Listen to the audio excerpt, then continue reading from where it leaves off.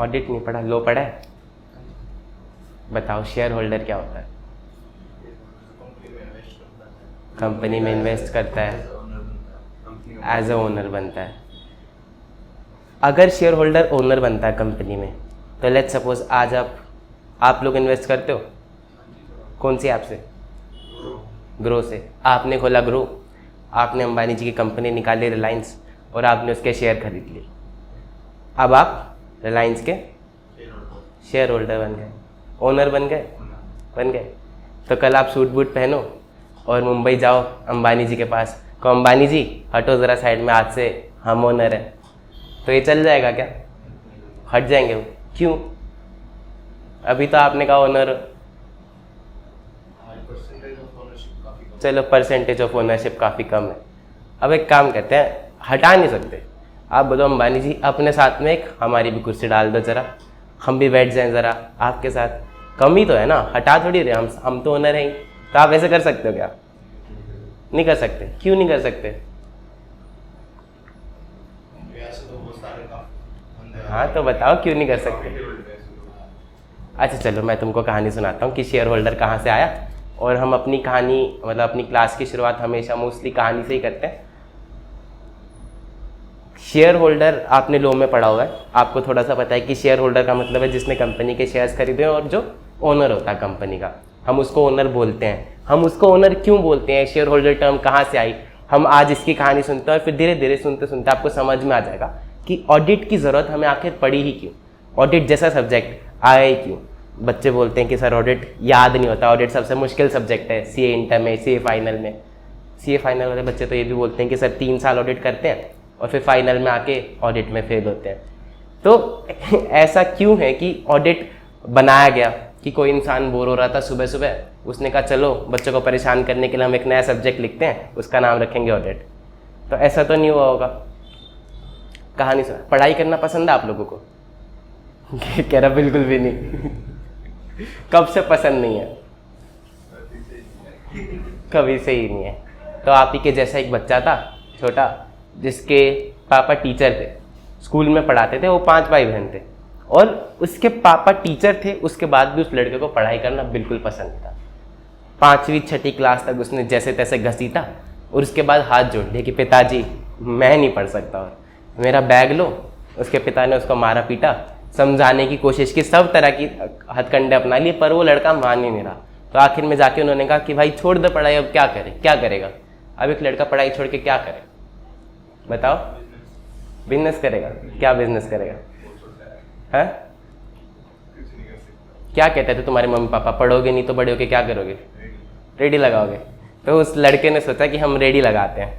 मंदिर के बाहर उसने भीड़ देखी, उसने लगा खड़े खड़े लोगों को भूख तो लगती ही होगी, उसने पकोड़े की रेडी लगाई। सच्ची कहानी सुना रहा हूँ, ऐसे अपनी तरफ से बना के नहीं सुना रहा, गूगल पे सर्च कर लेना मिल जाएगी। तो उस लड़के ने पकोड़े की रेडी लगाई और उसके पकोड़े बिकने लगे। बहुत भीड़ रहती थी मंदिर में। 1 महीना उसके पकोड़े खूब बिके। उसके बाद धीरे धीरे धीरे करके भीड़ कम हो गई। तो उसको समझ नहीं आया कि ये क्या हो गया, भीड़ क्यों कम हो गई। उसने पास वाले दुकानदार से जाकर पूछा कि भैया रोज़ तो भीड़ आती थी, अब क्या होने लग गया, भीड़ को आनी थी। कह रहा हमारे यहाँ ना 1 महीने का फेस्टिवल होता है और उस 1 महीने में माता के बहुत दर्शन करने लोग आते हैं। जैसे अपने यहाँ भी आते हैं महीने भर के लिए, कुछ दिनों के लिए। तो 1 महीना जैसे ही खत्म होता है फिर वो भीड़ चली जाती है, अब अगले साल आएगी भीड़। तो उसको लगा ऐसे तो कैसे चलेगा, इतने थोड़े से लोगों में तो मेरा काम चलेगा नहीं। तो उसने वो पकौड़े की रेडी बंद कर। अब वो ढूंढने लगा कि कौन कौन मेरे आसपास लोग हैं जो बहुत अमीर लगते हैं मुझे। तो उसने एक ट्रेंड नोटिस किया कि जो लोग विदेश में काम कर रहे हैं ना, वो लोगों के पास बहुत पैसा है। डंकी देखिए कि लोग विदेश में जाते हैं, घर पे पैसा बहुत भेजते हैं। तो उसको लगा अगर मैं भी विदेश में चला जाऊँ तो मेरे पास भी बहुत पैसा आ जाएगा। तो वो ढूंढने लगा कि कैसे विदेश में जा सकते हैं। उसका एक दूर का रिश्तेदार यमन के नाम के एक देश में काम करता था। तो उसने कहा कि भाई मेरा भी कुछ जुगाड़ लगवा दे। तो उसके रिश्तेदार ने उसका थोड़ा बहुत कैसे ना कैसे करके एक फ़्लाइट के टिकट का जुगाड़ लगवाया और वो लड़का यमन पहुंच गया। अब उसको वहाँ पे जाके नौकरी ढूंढनी थी, लेकिन जो लड़का पढ़ा लिखा ही नहीं है उसको कितने की नौकरी देगा, कौन देगा। तो वो ऐसी ही किसी मैनुअल लेबर वाली जॉब में लगेगा। तो उसको एक पेट्रोल पंप वाले ने नौकरी दी पेट्रोल भरने की। ठीक है, ईजी सा काम है, कोई भी लड़का कर सकता है। तो अब वो पेट्रोल भरने लगा। धीरे धीरे वो लड़का बड़ा होता गया। ठीक है, और ऐसी कोई खास कमाई यमन में भी नहीं होती। पेट्रोल भरने के लिए आपको कितने ही पैसे मिलेंगे, है ना। तो चलता रहा सीन। अब कुछ वक्त बाद, कुछ सालों बाद यमन की गवर्नमेंट के पास एक बहुत बड़ी समस्या खड़ी होगी।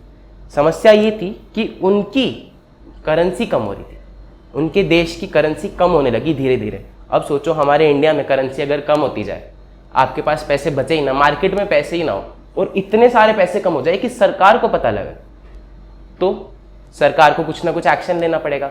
सरकार ने सोचा कि एक इन्वेस्टिगेटिव एजेंसी बिठाई जाए जो पता लगाए कि भैया पैसे जा कहाँ रहे हैं। और कमाल की बात ये थी कि नोट कम नहीं हो रहे। अगर आपको पैसे जमा करने ही अपने पास, तो आप 2-2 हज़ार के 500-500 के नोट जमा करोगे, है ना। तब उस टाइम डिमोनेटाइजेशन नहीं हुआ था, तो लोग बड़े नोट ही जमा करना चाहेंगे, सिक्के कौन जमा करना चाहेगा। लेकिन सिक्के कम हो रहे देश के, और इतने सारे सिक्के कम हो गए कि देश में सिक्कों की कमी पड़ गई। तो वो इन्वेस्टिगेटिव एजेंसी ने इन्वेस्टिगेशन शुरू की और पता लगा, धीरे धीरे रिजल्ट आया कि भैया कोई ना हमारे देश के सिक्कों को पिघला रहा है। पिघला क्यों रहा है? क्योंकि उस टाइम सिक्के बनते थे चांदी के, पुरानी बात है 1950 की। उस टाइम सिक्के बनते थे 1950 की नहीं, 1850। उस टाइम सिक्के बनते थे चांदी के। उस 1 रुपये के सिक्के में 1 रुपये से ज़्यादा की चांदी लगती थी। तो किसी आदमी ने जुगाड़ लगाया कि सिक्कों को अगर पिघला के चांदी निकाल ली जाए और उस चांदी को बेच दिया जाए तो वो चांदी ज़्यादा की बिक रही है। तो किसी आदमी ने इतने सारे सिक्के पिघला दिए कि देश की करेंसी कम हो गई, जमा नहीं कर रखी, पिघला के बेच दी। तो फिर सरकार ने कहा कि पकड़ो इसको, कौन कर रहा है ऐसी हरकतें। तो फिर ढूंढा सरकार ने और पता लगा कि एक इंडिया से आया हुआ बंदा था जो ये सब हरकतें कर रहा था। वो जो पेट्रोल पंप वाला लड़का था ना, उसने सारी हरकतें करी, और जब तक उसका नाम सामने आया वो लड़का वापस इंडिया आ चुका था। अब तुम्हें पता है कि जैसे देश छोड़ के चले जाते हैं तो फिर उस देश की गवर्नमेंट का हाथ कम हो जाता है। अब वो बहुत ज़्यादा कुछ कर नहीं सकती है उसके ऊपर। जैसे हमारे यहाँ से विजय माल्या गया, तो अब सरकार बहुत ज़्यादा कुछ कर नहीं सकती है, पकड़ नहीं सकती उसको दूसरे देश में जाके, अपने देश में ही बस चला सकती है। तो अब वो वाली सरकार भी इस लड़के को पकड़ नहीं सकती। अब ये लड़का पहले तो यहाँ पे पकौड़े का काम करता था। यहाँ पर आने के बाद इसने कपड़े की फैक्ट्री इस्टेब्लिश करी। धीरे धीरे इसका धंधा चलने लगा, अच्छा खासा चल रहा था। लेकिन अब एक लड़का जो इतना जुगाड़ लगा सकता है, इतना डेस्परेट है कि वो सरकार के सिक्के पिघला के बेच दे, उसको ये तो मंजूर नहीं होगा कि भैया उसका बिजनेस धीरे धीरे करके बढ़ाओ। उसको था कि मेरे को देश की सबसे बड़ी कंपनी बनानी। अब देश की सबसे बड़ी कंपनी बनाने के लिए क्या करना पड़ेगा? क्या चाहिएगा? पैसे चाहिए। पैसे कहाँ से आएंगे? कहाँ से पैसे आएंगे बताओ? हाँ, आम जनता से। अगर आज आप बिजनेस शुरू करो और आपको पैसे चाहिए तो आप कहाँ जाओगे पैसे लेने? बैंक में जाओगे, और रिश्तेदारों से मांग सकते हो। रिश्तेदारों से तो नहीं मांग सकता था वो, क्योंकि उसके रिश्तेदार पहले अमीर नहीं थे। अगर होते तो वो पकौड़े बेचने का काम थोड़ी करता, है ना। उनके रिश्तेदारों के पास बस इतना ही पैसा था कि उनका घर का गुजारा चल जाए। तो रिश्तेदार वाला ऑप्शन तो कैंसिल होगा। वो लड़का गया बैंक के पास। बैंक के पास गया, कह रहा साहब देखो मैं वो करता हूँ धंधा, ये मेरा काम है कपड़े बेचने का, और ये देखो मेरे P&L balance sheet, financial statements, और इसके हिसाब से मेरे को लोन चाहिए, आप कितना लोन दे सकते हो? बैंक वाले ने देखी, बैंक वाला कह रहा है कि भाई 2 लाख का लोन दे दो हमें तेरे को। कह रहा साहब 2 लाख से मेरा क्या होगा, मेरे को देश की सबसे बड़ी कंपनी बनानी है, आप समझो तो सही, कम से कम 20-30 करोड़ का तो लोन दो, 2 लाख से मेरा क्या होगा। बैंक वाला कह रहा है कि भाई इतना तो नहीं हो पाएगा, लेना है तो ले, नहीं तो जयराम जी की। तो उसने अपनी फाइनेंशियल स्टेटमेंट्स उठाई और वापस घर पे आ। और कौन सा तरीका है पैसे लेने का, पैसे इकट्ठा करने का? सोचो, आप बिजनेस कर रहे हो, आपको पता है इसके पास बहुत पैसा है, ठीक है, तो आपको बैंक से पैसा नहीं मिल रहा, आपको घर वाले से पैसा नहीं मिल रहा, क्या आप इसके पास आओगे कि भाई तू तो मेरा दोस्त है, क्या नाम है आपका? अभिषेक, अभय।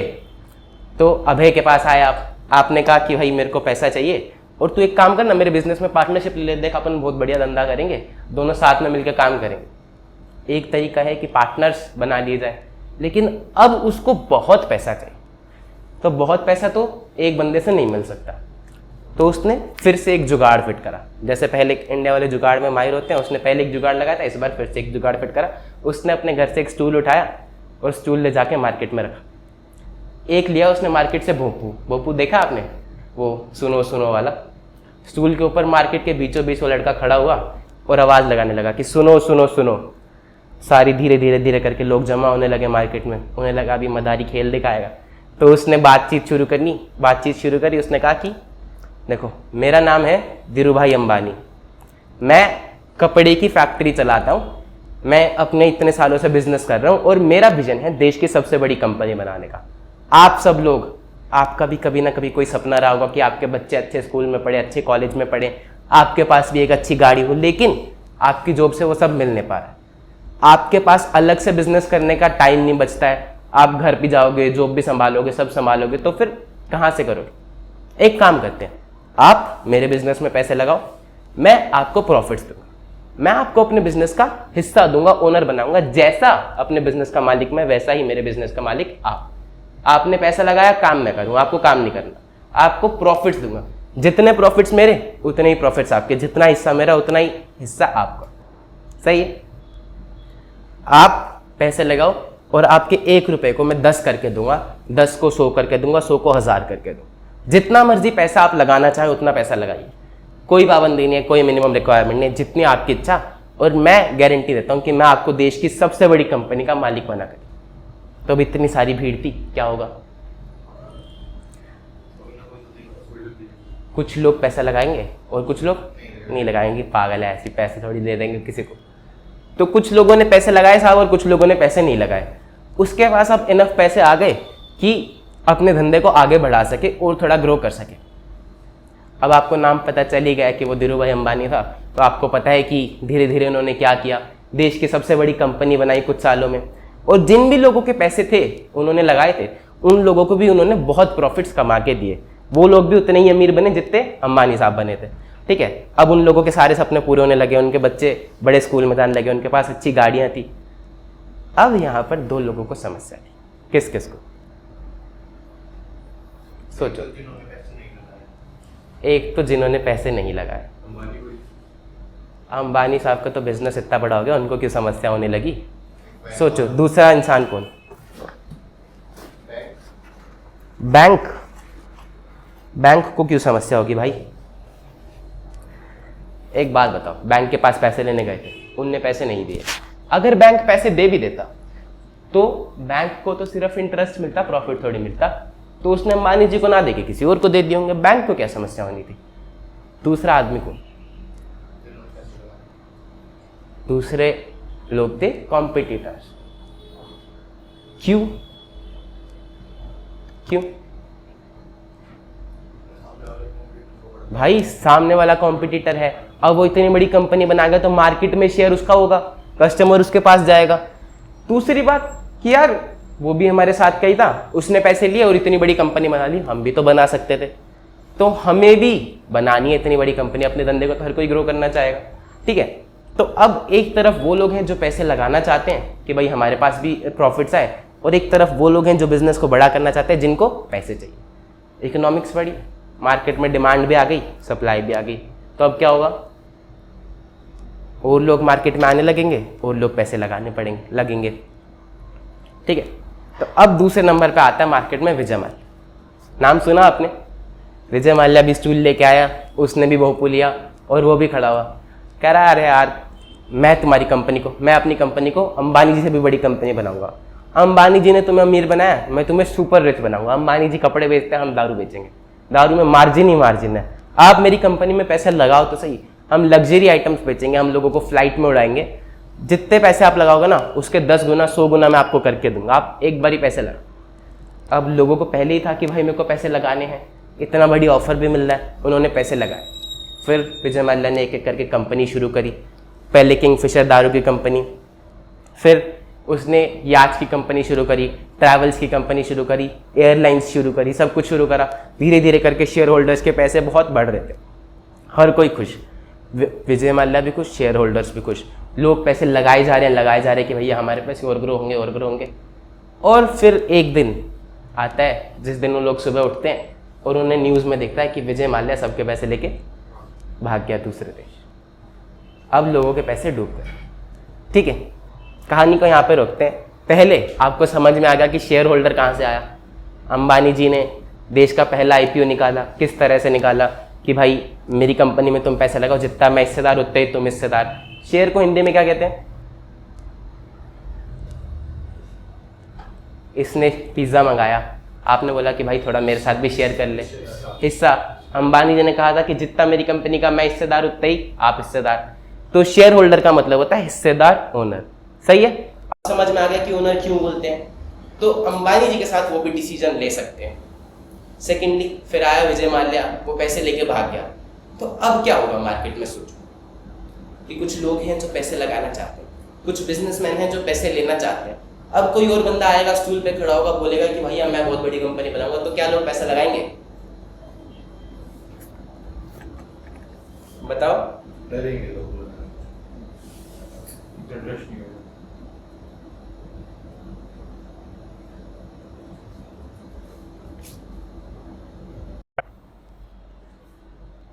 अब कोई आएगा तो लोगों को डर लगेगा कि भाई ये भी मेरे पैसे लेके भाग गया, तो मैं पैसे लगाना तो चाह रहा हूँ, लेकिन फिर ये मेरे पैसे लेके भाग गया तो मैं कहाँ जाऊँगा, मेरी ज़िंदगी भर की मेहनत वेस्ट हो जाएगी।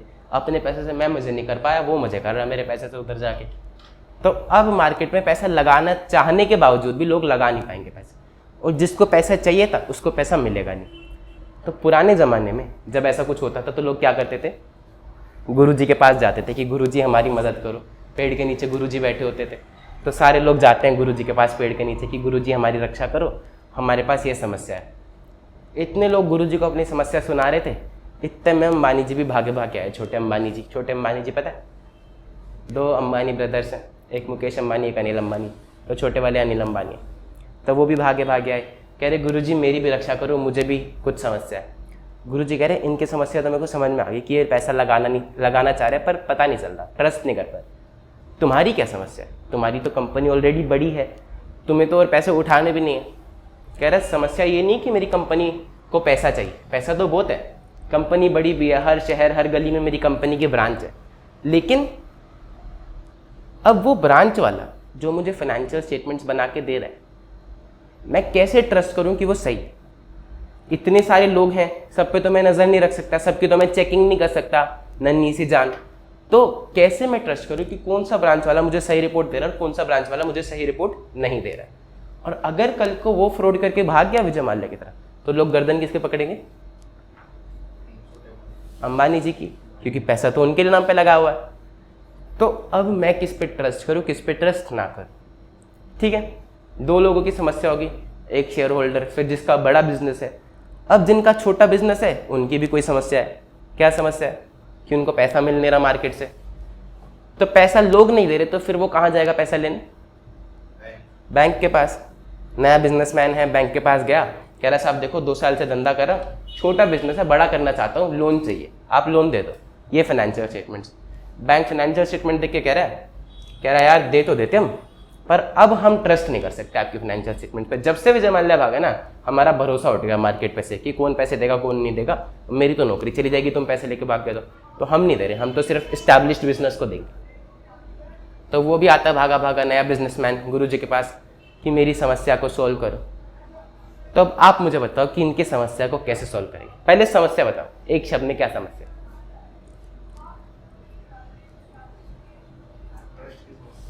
ट्रस्ट की समस्या है। जेनजी शब्द है ट्रस्ट इश्यूज।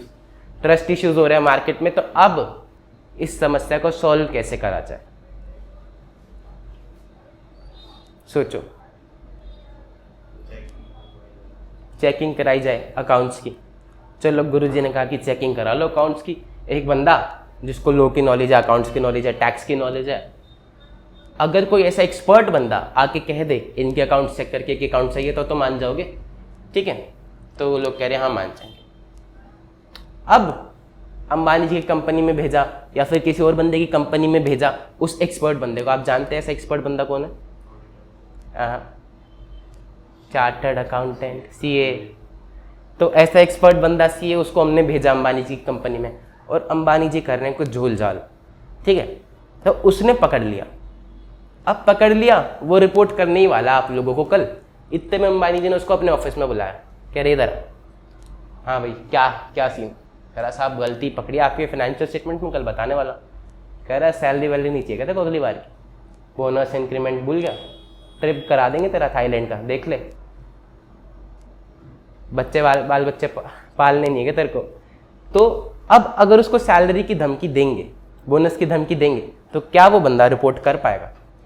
नहीं कर पाएगा। वो चाह के भी सोचेगा कि भाई पहले मैं अपना घर तो बचा लूँ, दूसरे का तो बाद में बचाऊंगा। तो चेकिंग कैसे करें बताओ? किसी एक्सटर्नल सीए को बुला के, तो इसका मतलब वो बंदा कंपनी का बंदा नहीं हो सकता जिससे भी चेकिंग करानी है, कोई और बंदा होना चाहिए और एक्सपर्ट भी होना चाहिए, ठीक है। तो उस बंदे को हम बोलते हैं ऑडिटर, जो कि फाइनेंशियल स्टेटमेंट का एग्जामिनेशन करता है, चेकिंग करता है। चेक करके अगर एक एक्सपर्ट बंदा आपको बता दे कि भैया इन कंपनी के फाइनेंशियल स्टेटमेंट सही है कि नहीं है, और वो बंदा एक्सटर्नल भी हो यानी कि इंडिपेंडेंट हो, कंपनी से अलग, शेयर होल्डर से अलग इंडिपेंडेंट एंटिटी हो, जिसको कंपनी वाले धमकी ना दे पाए, तो अगर कोई ऐसा बंदा चेक करके बता दे तो क्या ट्रस्ट इश्यूज सॉल्व हो जाएंगे? किसके हो जाएंगे? शेयर होल्डर्स के हो जाएंगे। क्या अंबानी जी के ट्रस्ट इश्यूज सॉल्व हो जाएंगे? अंबानी जी के किस पे ट्रस्ट इश्यूज थे? कि साहब मैं अपने एम्प्लॉइज पे भरोसा नहीं कर पा रहा कि कौन सी ब्रांच वाला मेरे को सही बता रहा है कि नहीं बता रहा, तो क्या अंबानी जी के ट्रस्ट इश्यूज सॉल्व हो जाएंगे? तीसरे बिजनेसमैन की क्या समस्या थी? नए बिजनेसमैन की क्या समस्या थी? किससे? बैंक से पैसा नहीं मिल रहा, तो क्या अब बैंक के ट्रस्ट इश्यूज सॉल्व हो जाएंगे कि एक एक्सपर्ट बंदे ने साइन करके दे दिया? सबके ट्रस्ट इश्यूज एक चीज से सॉल्व हो गए, ऑडिट कराने से, चेकिंग कराने से एक एक्सपर्ट बंदे, ठीक है। अच्छा, अब एक चीज और बताओ, कहानी में सबसे पहले नुकसान किसका हुआ था? एक चांस दूंगा, सही बता दिया तो टॉफी, नहीं तो फिर चांस खत्म। बताओ कहानी में सबसे पहले नुकसान किसका हुआ था? कौन सी कंपनी का? तुम बताओ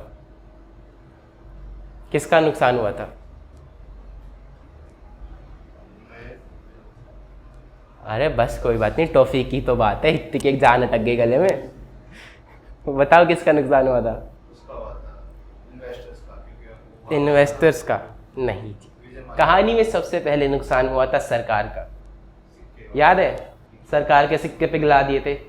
तो अब ये जो सारी सभा बैठी थी पेड़ के नीचे, अंबानी जी भी बैठे थे, शेयर होल्डर भी बैठे थे और नया बिजनेसमैन भी था, इन सब की समस्या का समाधान गुरुजी ने दिया कि भैया ऑडिट करा लो, ठीक है।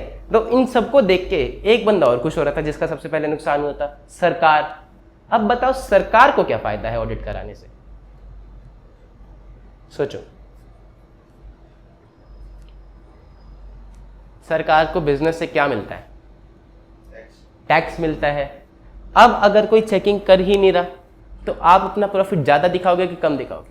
कम दिखाओगे, क्योंकि टैक्स कम देना पड़ेगा।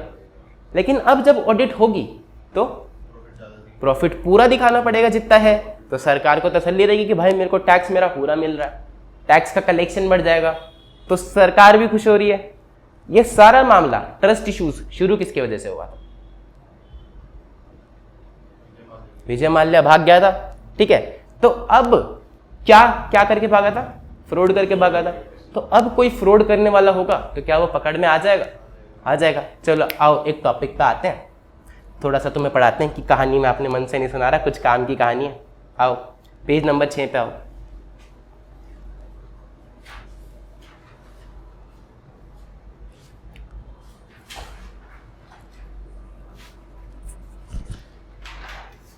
कहानी समझ में आ गई? मजा आया था? कहानी में कौन कौन कैरेक्टर थे? सबसे पहले शेयर होल्डर, फिर अंबानी जी, फिर नया बिजनेसमैन, फिर विजय माल्या, ठीक है। अब एक एक करके देखो, सबसे पहले शेयर होल्डर को ट्रस्ट इश्यूज क्रिएट हुए थे, तो अब जब ऑडिट कराएंगे तो क्या फायदा होगा? उनका कॉन्फिडेंस बढ़ जाएगा, सही है। देखो पहली लाइन,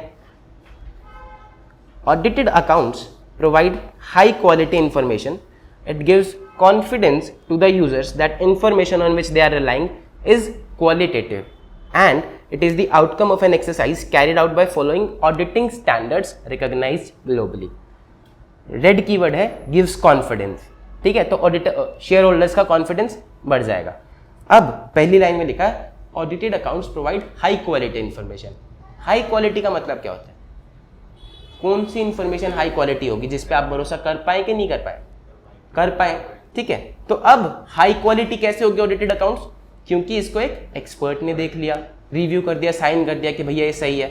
तो audited accounts provide high quality information, it gives confidence to the users कि जिस इंफॉर्मेशन पे वो रिलाई कर रहे हैं वो भरोसेमंद है, वो क्वालिटेटिव है, and it is the outcome of an exercise carried out by following auditing standards recognised globally.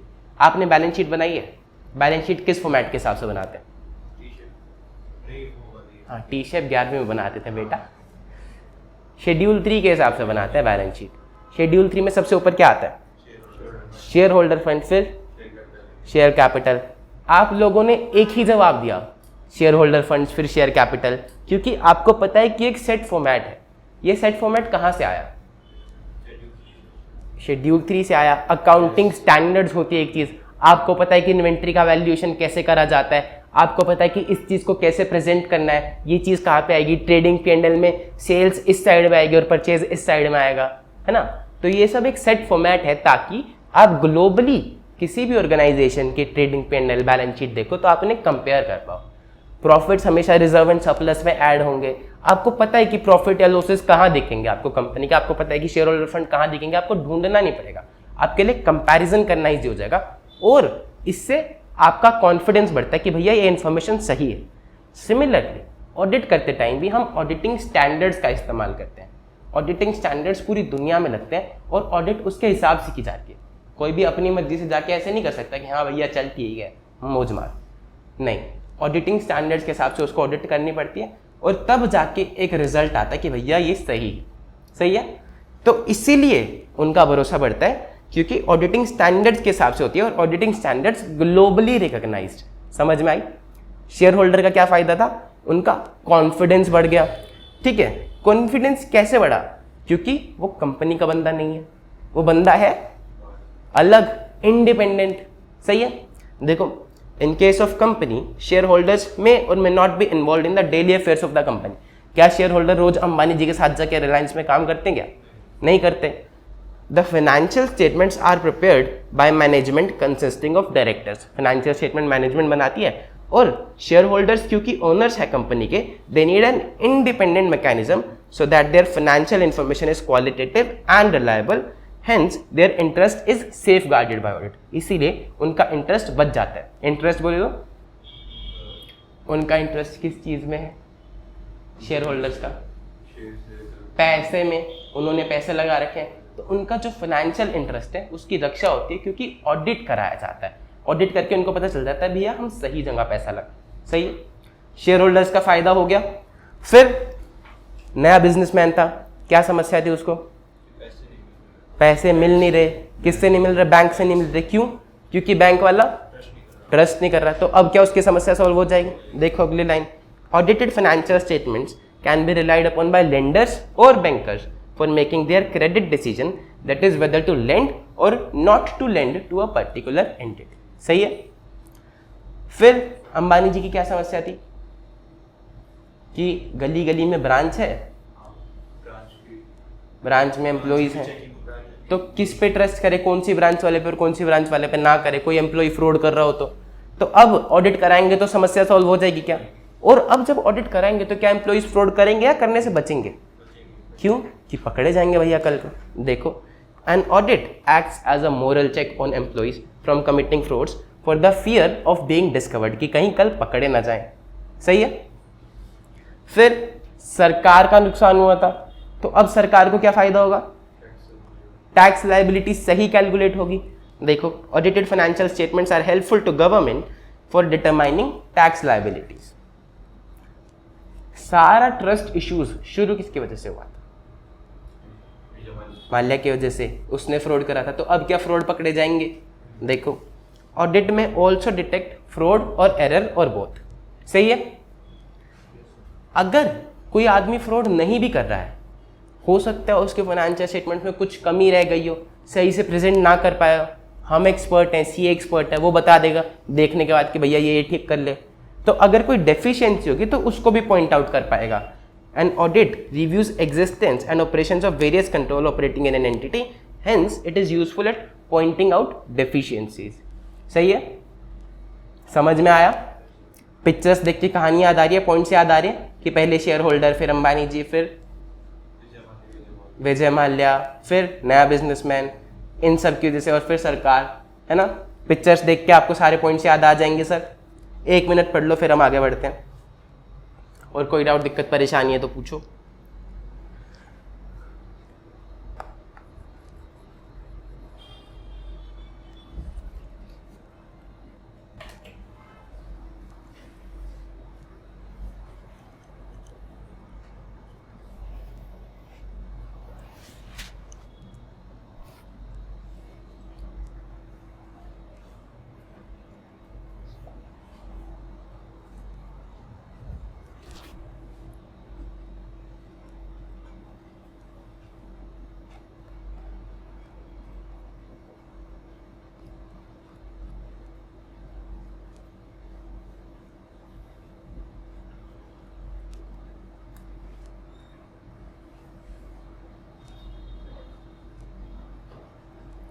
जब हो जाए तो बताना।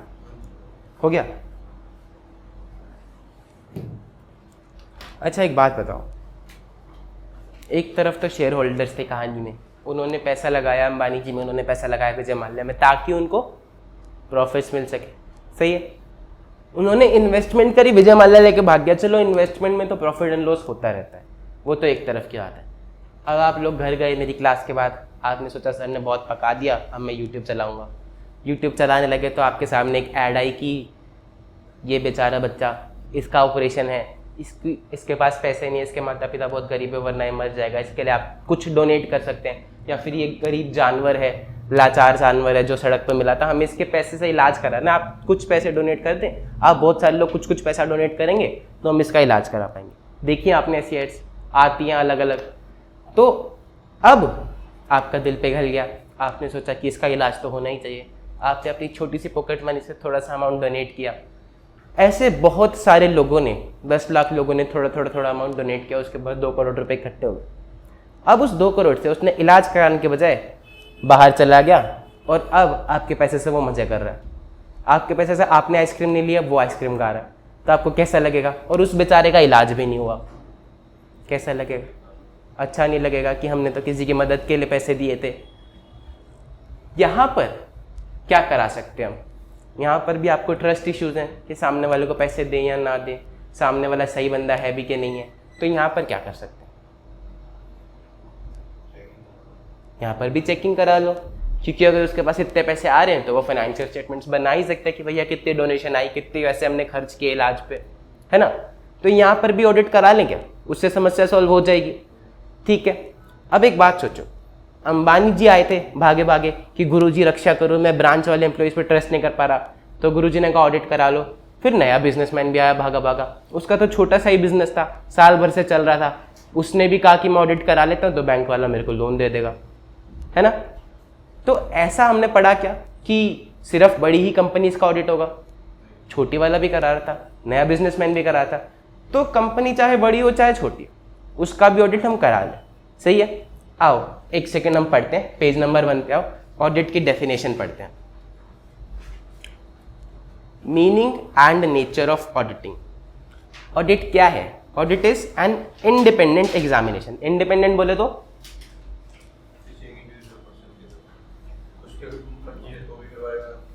हाँ, अलग बंदा, कंपनी का बंदा नहीं, अलग बंदा, कंपनी से एक्सटर्नल बंदा होता है इंडिपेंडेंट, सही है। एंड एग्जामिनेशन बोले तो चेकिंग कराना। Audit is an independent examination of financial information, financial statements की चेकिंग करता है ऑफ एन एंटिटी। कंपनी नहीं लिखा है, एंटिटी लिखा है, चाहे प्रॉफिट ओरिएंटेड हो चाहे नहीं। अंबानी जी ने भी ऑडिट कराया, और जिसको आपने पैसा दिया इलाज के, उसका भी ऑडिट करा सकते हैं, ठीक है।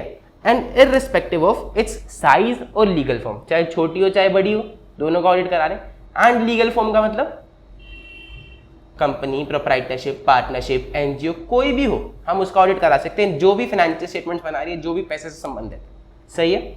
सो क्या है ऑडिट? बोलो मेरे साथ, audit is an independent examination of financial information of an entity, company नहीं एंटिटी, वेदर प्रॉफिट ओरिएंटेड और not, and irrespective of its size or legal form, when such an examination is conducted with a view to expressing an opinion thereon।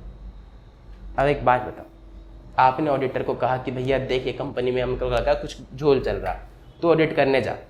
वो audit करने गया, audit करी, उसने financial statements देखी, उसको पता चला कि कोई झोल है। वो घर गया, उसने जाके अपने शेयर बेच दिए और घर पे अब आराम से टीवी देखा। आपको उसने कुछ बताया ही नहीं। आप सोच रहे हो कि ऑडिटर कुछ बताएगा, 2 दिन बाद आपको पता चलता है कंपनी ने किया है फ्रॉड, ऑडिटर ने अपने शेयर पहले ही बेच दिए थे। तो ऐसा चलेगा क्या? ऑडिटर को आपको बताना तो पड़ेगा। तो ये एग्जामिनेशन हम क्यों करते हैं? ताकि हम इस पे अपनी कोई ओपिनियन दे सकें कि ये सही है कि गलत। When such an examination is conducted with a view to expressing an opinion thereon, सही है। इंडिपेंडेंट का मतलब समझ में आ गया? इंडिपेंडेंट का मतलब एक्सटर्नल बंदा, अलग बंदा। और अगर आप इंडिपेंडेंट को और डिटेल में समझना चाहते हो तो इंडिपेंडेंट का मतलब होता है ऐसा कोई भी बंदा जिसका काम, जिसका डिसीजन कंपनी इन्फ्लुएंस ना कर पाए। अब क्योंकि वो बाहर का बंदा है तो उसका डिसीजन कंपनी इन्फ्लुएंस नहीं कर सकती। अगर कंपनी के अंदर का बंदा होता तो उसके डिसीजन को इन्फ्लुएंस कर सकती थी कि भाई सैलरी नहीं चाहिए तेरे को अपनी अगले बार की, है ना, समझ रहे हो। देखो नीचे ब्लू में लिखा हुआ है, independence means that the judgement of a person is not subordinate to the wishes or direction of another person, कि भाई तू ऐसा कर वरना सैलरी नहीं देंगे।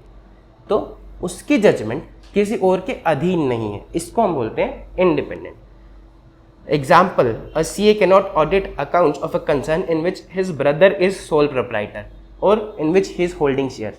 यानी कि अगर एक CA काम कर तो ऑडिट, एक CA उस पार्टनरशिप फर्म को ऑडिट नहीं कर सकता जिसमें उसका भाई काम कर रहा है, उसका भाई जिसका मालिक। बात समझ में? अब आप नए CA बने, आपने CA फाइनल का एग्जाम क्लियर करा फर्स्ट अटेम्प्ट, अब आप बने ऑडिटर, ठीक है। मामा जी की कंपनी थी, आप मामा जी ने आपको बुलाया कि भाई अबे एक बार आना ज़रा साइन करके जा, ऑडिट करके जा। अब आप गए, आपने कहा मामा जी लाइए फाइनेंशियल स्टेटमेंट्स, उन्होंने दी। आपने कहा लाइए ज़रा बिल्स लाइए, रिकॉर्ड्स लाइए, मैं चेक करूँ।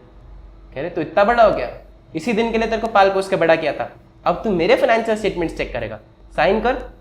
आपने कहा कि मामा जी हमने CA करी है, ऐसे कैसे साइन कर दें, कुछ गलती निकल आई तो। मामा जी ने फ़ोन उठाया, फ़ोन मिलाया। किसको फ़ोन मिलाएंगे? नहीं, पापा को तो नहीं मिलाएंगे, बहन को मिलाएंगे अपनी। तो आपकी माता श्री को उन्होंने फ़ोन मिलाया, कह रहे देख तेरा लड़का कैसी कैसी बातें कर रहा है कि मेरी फाइनेंशियल स्टेटमेंट्स चेक करेगा। अब उन्होंने मम्मी को फ़ोन दिया और आपके कान में फ़ोन लगाया।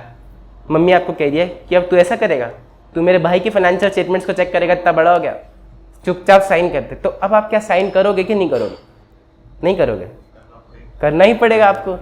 तो यहाँ पर आपका फाइनेंशियल इंटरेस्ट नहीं था, लेकिन फिर भी क्या आपकी इंडिपेंडेंस हैम्पर हो गई? आपकी जजमेंट किसी और की विशेष के अधीन हो गई। तो ऐसा भी कोई बंदा नहीं हो सकता जो कंपनी का रिश्तेदार, कंपनी का रिलेटिव। सही है? इंडिपेंडेंस का पूरा मतलब समझ में आ गया। फिर मैंने आपको ये तो समझा ही दिया है कि प्रॉफिट ओरिएंटेड भी हो सकती है, नॉन प्रॉफिट ओरिएंटेड भी हो सकती है, छोटी बड़ी कैसी भी साइज हो सकती है, और लीगल स्ट्रक्चर भी कैसा हो सकता है, कोई इशू नहीं है, सबका ऑडिट करा सकते हैं।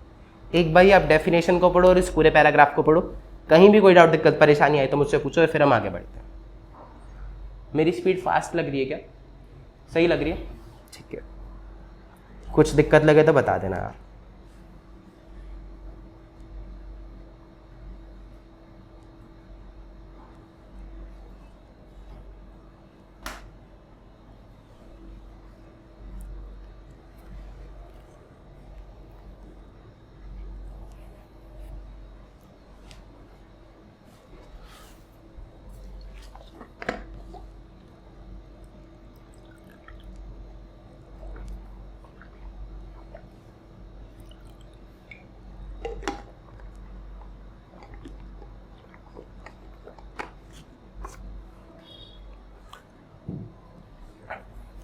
समझ में आ गया? मजा आ रहा है क्लास में? सच में आ रहा है क्या, ऐसे ही बोल रहे हो? चलो आगे पढ़ें। लास्ट सेकंड पेज पे आओगे एक बारी।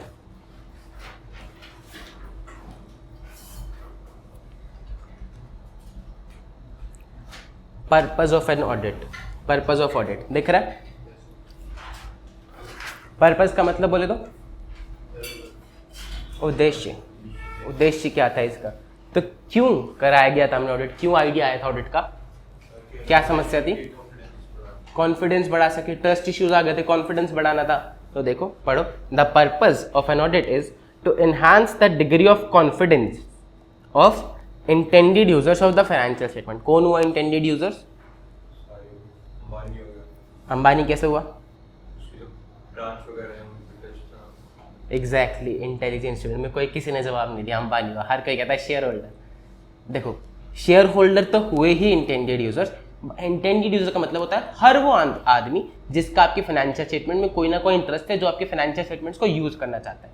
चाहे वो अंबानी जी हुए क्योंकि उनको भी ब्रांच की फाइनेंशियल स्टेटमेंट्स यूज करनी थी, चाहे वो बैंक वाला हुआ क्योंकि उसको भी नए बिजनेसमैन की फाइनेंशियल स्टेटमेंट्स देखनी थी, चाहे वो सरकार ही क्यों ना हुई क्योंकि उसको फाइनेंशियल स्टेटमेंट्स देख के टैक्स की लायबिलिटी कैलकुलेट करनी थी। तो हर वो इंसान जिसको भी आपके फाइनेंशियल स्टेटमेंट्स में थोड़ा सा भी इंटरेस्ट है, वो हुआ intended users of financial statements. सही है? हर किसी का कॉन्फिडेंस बढ़ा रही है audit. So the purpose of an audit is, बोलो ना, the purpose of an audit is to enhance the degree of confidence of intended users in the financial statements. कैसे? क्या वो चेक करके अपने घर चला जाएगा क्या? उसको आपको बताना पड़ेगा bye the expression of an opinion by auditor on whether financial statements are prepared in all material respects in accordance with an AFRF applicable financial reporting framework। अब यहाँ पर दो शब्द है, कौन से? AFRF और बाकी सबका मतलब आता है? चलो बताओ, मटीरियल रिस्पेक्ट्स का मतलब बताओ।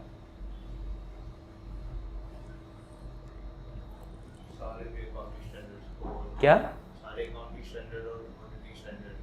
हाँ, अच्छा चलो कहानी पे आते। आप सब लोग बैठे थे पेड़ के नीचे, आपने कहा गुरुजी क्या आइडिया दिया, ऑडिट कराएंगे। आपने ऑडिटर भेजा, ऑडिटर अपॉइंट करा अंबानी जी की कंपनी को ऑडिट करने के लिए, ठीक है। ऑडिटर ऑडिट कर रहा है, एक हफ्ते बाद रात को 8 बजे आपके पास फ़ोन आता कि अबे विशेष सुनो, मैं ऑडिटर बोल रहा हूँ, मैंने अंबानी जी की कंपनी का ऑडिट किया और फ्रॉड पकड़ा है। कौन सा फ्रॉड पकड़ा है, क्या फ्रॉड पकड़ा है, वो सब मैं तुम्हें बताऊंगा। कल सुबह मेरे को 8 बजे पेड़ के नीचे मिलना, सारे शेयर होल्डर्स को मैंने वहीं बुलाया, सही है। तो अब तुम सुबह 4 बजे उठे, नहाए धोए नोना बाबू बन के जाके पेड़ के नीचे बैठ गए कि चलो अब ऑडिटर साहब आएंगे, हमें बताएंगे कि क्या फ्रॉड है। ऑडिटर साहब आए सूट बूट पहन के, सूट बूट में आया कन्हैया, अब आपको बता रहा है कि सुनो मैंने पकड़ा अंबानी जी के फाइनेंशियल स्टेटमेंट में फ्रॉड। मैं चेक कर रहा था 1 हफ्ते से, वैसे तो सब कुछ सही मिल रहा था, लेकिन कल एक ऐसी चीज़ हुई कि मेरे को शक होने लगा। इनकी फाइनेंशियल स्टेटमेंट में पूरे 20 रुपये के चाय के बिल मिले नहीं मुझे, मैंने मांगे पर ये मेरे को दे नहीं पाए, पूरे 20 रुपये का फ्रॉड पकड़ा मैंने। तो अब आप क्या करेंगे? उसको मारेंगे, वो पिटेगा, सारी जनता से पिटेगा।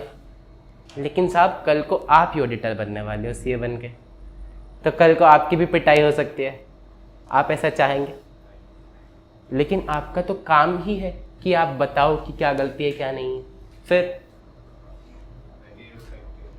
मटेरियल का मतलब ये है, आईसीआई ने कहा कि भैया कल को हमारे ऑडिटर्स ना पिटे, तो सिर्फ वो चीज़ें बताना जो इम्पोर्टेंट है, जो शेयर होल्डर्स को लगता है कि इम्पोर्टेंट है, जिन चीज़ों से शेयर होल्डर्स का डिसीजन चेंज हो सकता है, इन्फ्लुएंस हो सकता है।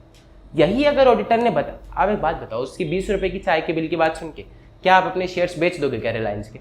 नहीं बेचोगे, रिलायंस करोड़ों की कंपनी है।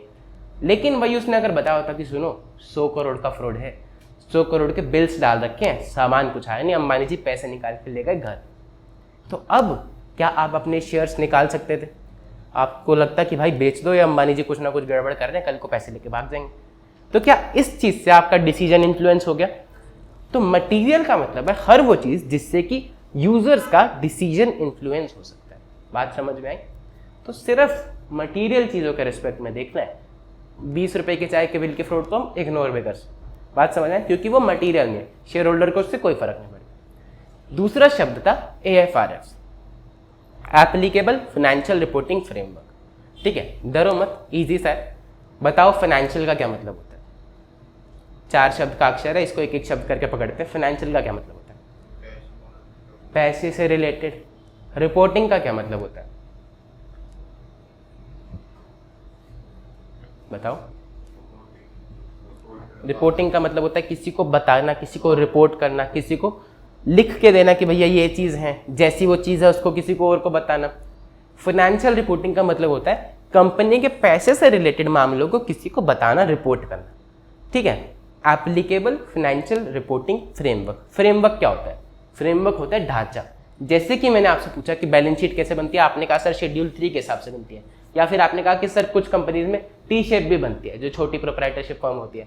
आपने पार्टनरशिप अकाउंट्स पढ़े हैं 11th-12th में, तो उनके अकाउंट्स अलग तरह से बनते थे, कंपनी के अलग तरह से बनते हैं। ठीक है, कोई एनजीओ होगी उसके शायद कैश बेसिस पे बने, लेकिन कंपनी के अक्रूवल बेसिस पे बनते हैं। तो बहुत सारे फ्रेमवर्क्स होते हैं, अलग अलग कंपनी पे अलग अलग लगते हैं। ठीक है, फ्रेमवर्क का मतलब होता है एक ढांचा कि जिसके हिसाब से कंसिस्टेंसी बनी रहे, हर एक कंपनी अपना उसी ढांचे के हिसाब से फाइनेंशियल स्टेटमेंट बनाए और उसको रिपोर्ट करे शेयर होल्डर्स को। Financial reporting framework. बात समझ में आ गई? और एप्लीकेबल का मतलब है कि उस पर्टिकुलर एंटिटी पे, उस पर्टिकुलर कंपनी पे, प्रोप्राइटरशिप फर्म पे जो भी फ्रेमवर्क एप्लीकेबल होता है उसके हिसाब से। तो क्या हुआ purpose of an audit? The purpose of audit is to enhance the degree of confidence. पढ़ो, the purpose of audit is, और बोलो भी साथ में, the purpose of audit is to of intended users in the financial statements by expression of an opinion by auditor on whether the financial statements are prepared in all material respects in accordance with AFRF। सही है, applicable financial reporting framework की भैया schedule 3 के हिसाब से ही schedule 3 तेरे पर लगता है तो वो तेरे पर एप्लीकेबल है। और फाइनेंशियल रिपोर्टिंग फ्रेमवर्क का मतलब है कि तेरे को अपनी फाइनेंशियल स्टेटमेंट शेड्यूल 3 के हिसाब से प्रिपेयर करनी है। तो वैसे ही की है कि नहीं की है ऑडिटर वो बताएगा। बात समझ में आई? अब मेरे साथ एक बार रिपीट करेंगे। The purpose of an audit is to enhance the degree of confidence of intended users of financial statements by the expression of an opinion in financial statement whether the financial statements are prepared in all material respects in accordance with AFRF।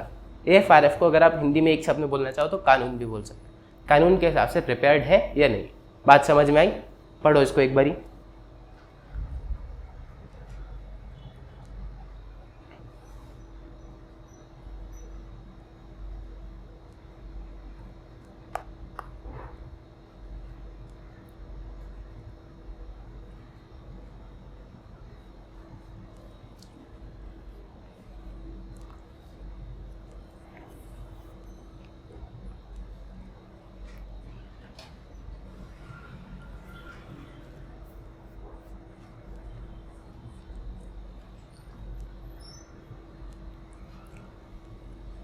पढ़ लिया? बढ़े आगे बढ़े? आपको समझ में आ गया audit क्या होता है, आपको समझ में आ गया शेयर होल्डर क्या होता है, आपको ये भी समझ में आ गया फ्रॉड की ज़रूरत, क्यों फ्रॉड करा था इसलिए ऑडिट की ज़रूरत पड़ी। आपने 11th-12th में अकाउंट्स बनाए ही हैं, ग्रुप 1 में भी आपने अकाउंट्स बनाए ही हैं, तो अगर किसी ने अकाउंट्स बना रखे होंगे तो क्या आप चेक कर लोगे? कर तो लोगे ही। तो चलो आपको बनाते हैं ऑडिटर। उसी पेड़ के नीचे बैठी हुई सभा में से अभय खड़ा हुआ। शेयर होल्डर्स ने कहा कि अंबानी जी की कंपनी का ऑडिट कराएंगे और एक ये जो नया बिजनेसमैन है इसकी कंपनी का भी ऑडिट कराएंगे। तो अभय ने कहा कि भैया मैं करूँगा ऑडिट। शेयर होल्डर्स कह रहे तू कैसे करेगा, क्या करा तूने? कह रहा देखो अभी कॉन्वोकेशन से आ रहा हूँ, सीए बना हूँ, डिग्री है मेरे पास, 5 साल मैंने काम किया है, पढ़ाई भी करी है और आर्टिकलशिप भी करी है, सब कुछ करा है मैंने, तो मैं कर सकता हूँ ऑडिट। तो उन्होंने कहा कि ठीक है, तो को बाद में देंगे अंबानी जी की कंपनी का ऑडिट, पहले इसका ऑडिट कर क्या, हमें अगर लगा तो इस नए बिजनेसमैन की कंपनी का ऑडिट सही से कर रहा है तो फिर हम तेरे को अंबानी जी की कंपनी का ऑडिट देंगे। अब मैंने कहा ठीक है, सही बात है। तो इसको भेजा गया ऑडिट के लिए, नई कंपनी दूसरे शहर में थी। तो ये बेचारा 100 किलोमीटर गाड़ी चला के गया और वहाँ पे जाके कर रहा है नॉक नॉक। वो कह रहे हैं हाँ जी कौन? कह रहा है साहब मैं ऑडिटर हूँ, ऑडिट करने आया हूँ। कह रहा है यार कल आना, आज पंखा नहीं चल रहा हमारे यहाँ का। कह रहा है मैं 100 किलोमीटर से आया हूँ, मेरे को दूसरे रूम में बैठा दो। कह रहे नहीं पंखा नहीं चल रहा, खाली एसी में बैठे हम लोग, मज़ा नहीं आ रहा हमें। तो इसको वापस भेज दिया। कह रहे तू कल आना। कह रहे चलो ठीक है मैं कल आता हूँ। अगले दिन फिर ये सुबह तैयार हुआ, 100 किलोमीटर जाके फिर से कर रहा नॉक नॉक। तो कह रहे हैं आज यार हमारा मूड सा नहीं है, कमर थोड़ी सी दर्द करिए, तो कल आना, ऑडिट आज नहीं करा रहे। ये कह रहा है ये क्या बात हुई साहब?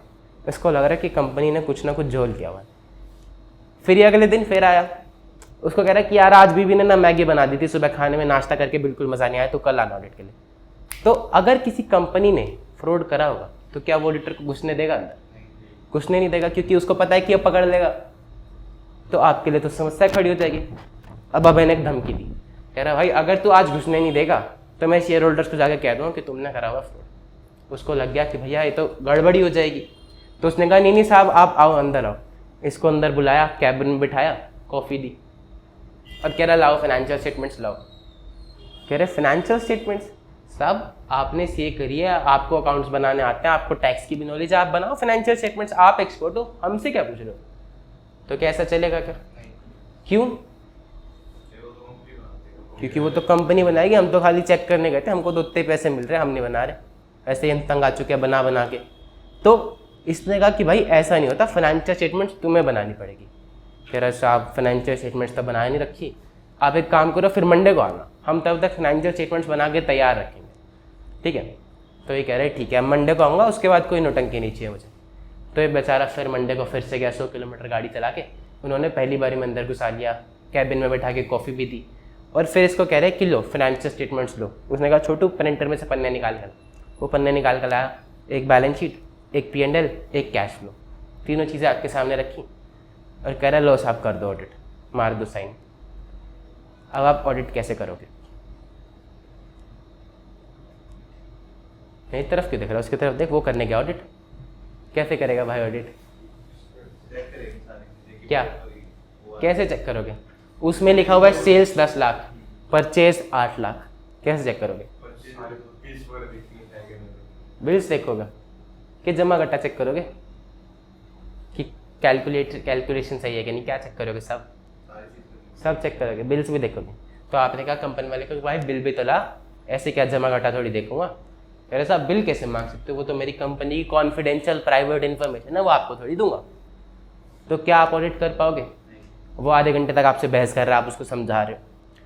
आपने कहा कि भाई मेरे को नीचे ये सब मैं पहले बता दे रहा हूँ, अब बिल ला रहा है कि नहीं ला रहा है, वरना मैं लिख दूंगा कि तूने गलत कर रखा है। धमकी दे रहे हो आप। वो फिर डर गया, कह रहा ये ऐसे मानेगा नहीं। उसने अपने पियोन को फ़ोन किया कि रामू काका ज़रा इनको वो सारी फाइल ला के दो जो मेरे ऑफिस में। अब रामू काका इतनी सारी फाइलें उठा के ऐसे चलते चलते आ रहे हैं, उनसे उठ भी नहीं रही और आपकी टेबल पे ला के रखती। आपने वो फोटो देखी है लिंक्डइन पे, जो CA फाइनल में इतनी सारी किताबों के साथ फोटो लगाते हैं? तो अब उतनी ही किताबें फाइल्स की आपके पास आपकी टेबल पे ढेर पे पड़ी है और आपका काम है उन सबको चेक करना। पहले तो आप डर गए कि इतनी फाइलें कैसे चेक होंगी। आपने कहा चलो हिम्मत करके शुरू तो करते हैं, देखा जाएगा अब जो भी होगा। आपने एक फाइल उठाई, आपने चेक करना शुरू करा। परचेज लिखा हुआ था 8 लाख, परचेज के बहुत सारे बिल मिले, अब 10 बिल आपको नहीं मिले। एंट्री देख रहे थे आप, 10 बिल्स नहीं मिले। तो आपने मैनेजमेंट को फ़ोन लगाया, उस आदमी को फ़ोन लगाया कि साहब 10 बिल नहीं मिल रहे। कह रहे साहब अब आप तो सर पे चढ़ते जा रहे हो, उंगली पकड़ के, पहले फाइनेंशियल स्टेटमेंट बना रहे हो, फिर और ले रहे हो, अब आपको और 10 बिल भी चाहिए। कह रहा भाई तो पूरी इन्फॉर्मेशन तो देगा, आधी से मैं कैसे चेक करूँगा? तो उसने कहा कि ठीक है साहब मैं मंगाता हूँ। उसने अपने पियोन को फिर से फ़ोन किया कि भाई वो जो चूहे वाली कोठरी में फाइल्स पड़ी हैं वो भी ला के दे, ऐसा मानेगा नहीं आदमी, इसको फाइल्स ला के दे। तो वो फिर से थोड़ी सी फाइल्स लेके आया और आपकी टेबल पे रखी। अब आप फिर से चेक कर रहे हो तो आपको बिल्स मिल गए। एक बिल की एंट्री चढ़ी हुई थी 8 लाख की, सॉरी एक बिल की एंट्री चढ़ी हुई थी 10,000 की और आपके बिल में अमाउंट आ रहा है 25,000 का। ठीक है, डिस्क्रिपेंसी आ गई। अब आप क्या करोगे? पूछेंगे उससे। ठीक है, तो आप पूछने गए परचेज वाले से कि भाई ये बिल ऐसा क्यों है। परचेज मैनेजर की कैबिन में गए, आपने देखा बढ़िया सा कैबिन बना रखा है, शीशे का गेट लगा रखा है, आप नोक नोक कर रहे हो। परचेज मैनेजर को पता है कि आप ऑडिटर। उसने आपको देखा और वो अपने लैपटॉप पे काम करने लग गया। उसने पियोन की घंटी बजाई, पियोन आके कह रहा है कि साहब बहुत मीटिंग में है, अभी बहुत ज़रूरी काम कर रहे हैं, आप जाके कैबिन में बैठ जाओ, आज नहीं मिल सकते। आपने कहा ये क्या बात हुई, मैं कोई खाली थोड़ी हूँ, तुम मजाक कर रहे हो मेरे साथ। आपने अगले दिन जाके फिर नोक नोक किया, और फिर आपको देख के फिर इग्नोर कर रहा है। कह रहा है इतना इग्नोर तो मेरे को लड़कियाँ नहीं करती, इतना ये कर रहा आदमी। तो अब आपने फिर से मैनेजमेंट के पास फ़ोन किया कि भाई देख तुम्हारी कंपनी में बहुत दिमाग ख़राब हो गया मेरा, उसको बोल कि मेरे से मिलेगा वरना मैं लिख दूँ आगे, गलत है। एक बात बताओ, जो ये सारी कहानी सुना रहा, इसमें सबसे पहले आपको घुसने नहीं दिया, फिर फाइनेंशियल स्टेटमेंट्स नहीं बनाई, फिर इन्फॉर्मेशन देने के लिए न करे, फिर आपने और बिल मांगे तो उसमें न करे, फिर किसी से मिलने में न करे, तो आपको नहीं लग रहा कुछ ज़्यादा ही हो रहा है? तो ऑडिटर को ये सारी समस्या ना झेलनी पड़े, तो इसके लिए हम पहले ही एग्रीमेंट कर लें कि भाई फाइनेंशियल स्टेटमेंट तुम बनाओगे, जो भी हम मांगेंगे दोगे, और किसी से मिलने भी दो। सही रहेगा? क्या क्या एग्रीमेंट में लिखोगे? सबसे पहले कि फाइनेंशियल स्टेटमेंट्स आपकी जिम्मेदारी बनानी, हम नहीं बनाएंगे। फिर जो भी हम इंफॉर्मेशन मांगेंगे, ऑल इंफॉर्मेशन हमें चाहिए। फिर 4 बिल मिले नहीं थे आपको, 10 बिल मिले नहीं थे, कि जो भी एडिशनल इंफॉर्मेशन हम मांगेंगे वो भी आपको हमें देनी पड़ेगी। और फिर हम किसी से भी कुछ पूछना चाहेंगे, इंक्वायरी करना चाहेंगे, तो आप वो करने दोगे, यानी कि इसको बोलेंगे हम एक्सेस दोगे, हमें अपने आदमी का एक्सेस दोगे, उस रेलेवेंट पर्सन का, जिससे भी हमें इंफॉर्मेशन चाहिए। सही है?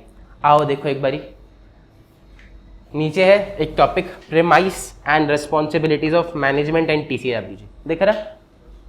प्रेमाइस का मतलब होता है रिस्पॉन्सिबिलिटी, सेट कर देना, पहले ही स्टेज सेट कर देना कि भैया ये चीज़ें तो प्री रिक्विजिट है, रिक्वायरमेंट है, उसके बिना ऑडिट नहीं होगा। सबसे पहली for the preparation and presentation of financial statements in accordance with the AFRF। बात समझ में कि आप AFRF के हिसाब से पहली बात तो फाइनेंशियल स्टेटमेंट बना के रखोगे। फिर दूसरा, ये नीचे की लाइनों को एक बार स्किप करेंगे, आगे आओ। टू प्रोवाइड ऑडिटर विद, बोलो, ऑल इंफॉर्मेशन,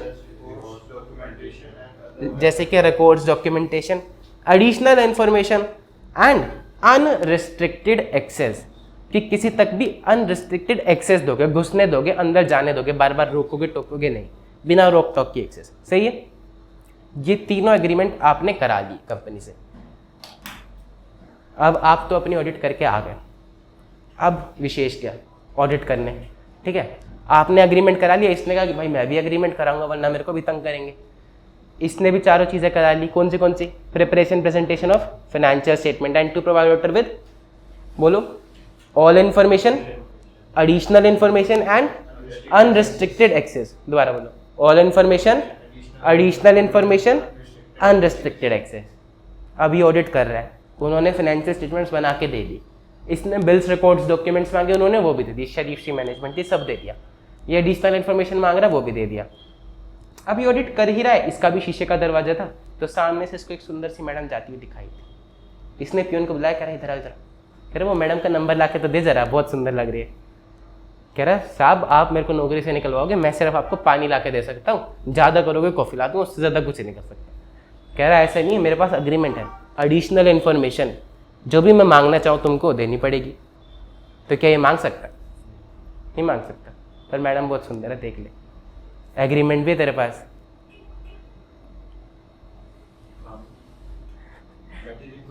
कह रहा सर धर्म संकट में डाल दी। चलो, एडिशनल इन्फॉर्मेशन पियून ने लाने से मना कर दिया, कह रहा साहब आपको जो करना करो, मैं नहीं ला सकता। कह रहा कोई बात नहीं, मेरे पास अनरिस्ट्रिक्टेड एक्सेस भी है, मैं मैडम के कैबिन में जाके खुद मांग लूँगा, आप रोक ही नहीं सकते मुझे। तो क्या आप मैडम के कैबिन में जा सकते हो? नहीं जा सकते? जा सकते हो, मांग लोगे? दोनों देख कैसे एक जवाब में बोले कि हाँ जा ही सकते हैं।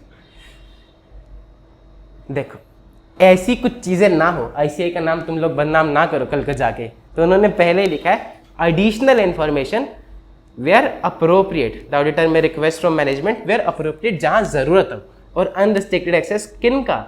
To those within the entity from whom auditor determines it is necessary to obtain audit evidence, जिनसे उसको एविडेंस मिल सकता है, सिर्फ उन तक का अनरिस्ट्रिक्टेड एक्सेस। ऐसे ही नहीं कि किसी के भी कैबिन में घुस जाएंगे हम। बात समझ में आई? तो क्या है premises and responsibilities of management? First of all preparation and presentation of financial statements. Second, to provide auditor with, बोलो, all information, additional information, unrestricted access, जिनसे उसको लगता है कि एविडेंस मिल सकता है, सबूत मिल सकता है। सही है? कोई डाउट, दिक्कत, परेशानी? एक बारी पढ़ लो प्लीज।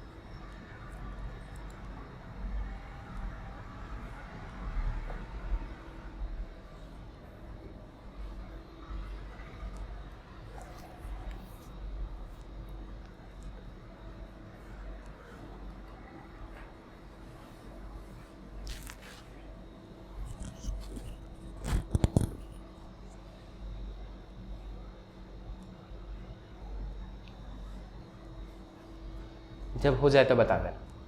पढ़ लिया? अच्छा एक बात बताओ, ट्रस्ट इश्यूज क्रिएट हुए थे मार्केट में, हमने क्या सोल्यूशन निकाला? ऑडिट करा लो, बढ़िया सोल्यूशन लग रहा था, सब खुश, शेयर होल्डर भी, अंबानी जी भी, नया बिजनेसमैन भी, सब खुश। क्या हम ऑडिट को मैंडेटरी कर दें? क्या सबके लिए ऑडिट मैंडेटरी होता है कि हर किसी को करानी ही करानी है? सोचो, लॉजिकली सोचो, क्या सबके लिए मैंडेटरी होनी चाहिए? नहीं होनी चाहिए। क्यों नहीं होनी चाहिए?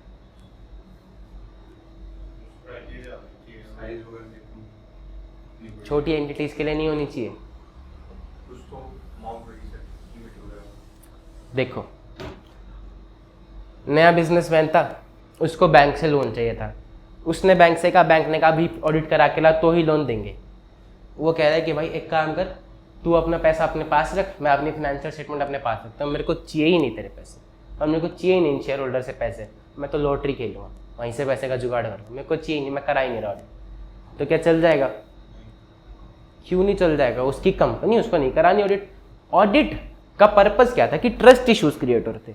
अब उसकी कंपनी में तो उसी का पैसा लगा हुआ है, शेयर होल्डर्स तो है ही नहीं, तो उसको कोई मतलब नहीं, शेयर होल्डर्स को कोई मतलब नहीं, ठीक है, एम्प्लॉइज भी नहीं है, बैंक ने भी पैसा नहीं दिया। तो जब किसी को कोई समस्या है ही नहीं उसके ऑडिट ना कराने से, तो उसको मत कराने दो ऑडिट।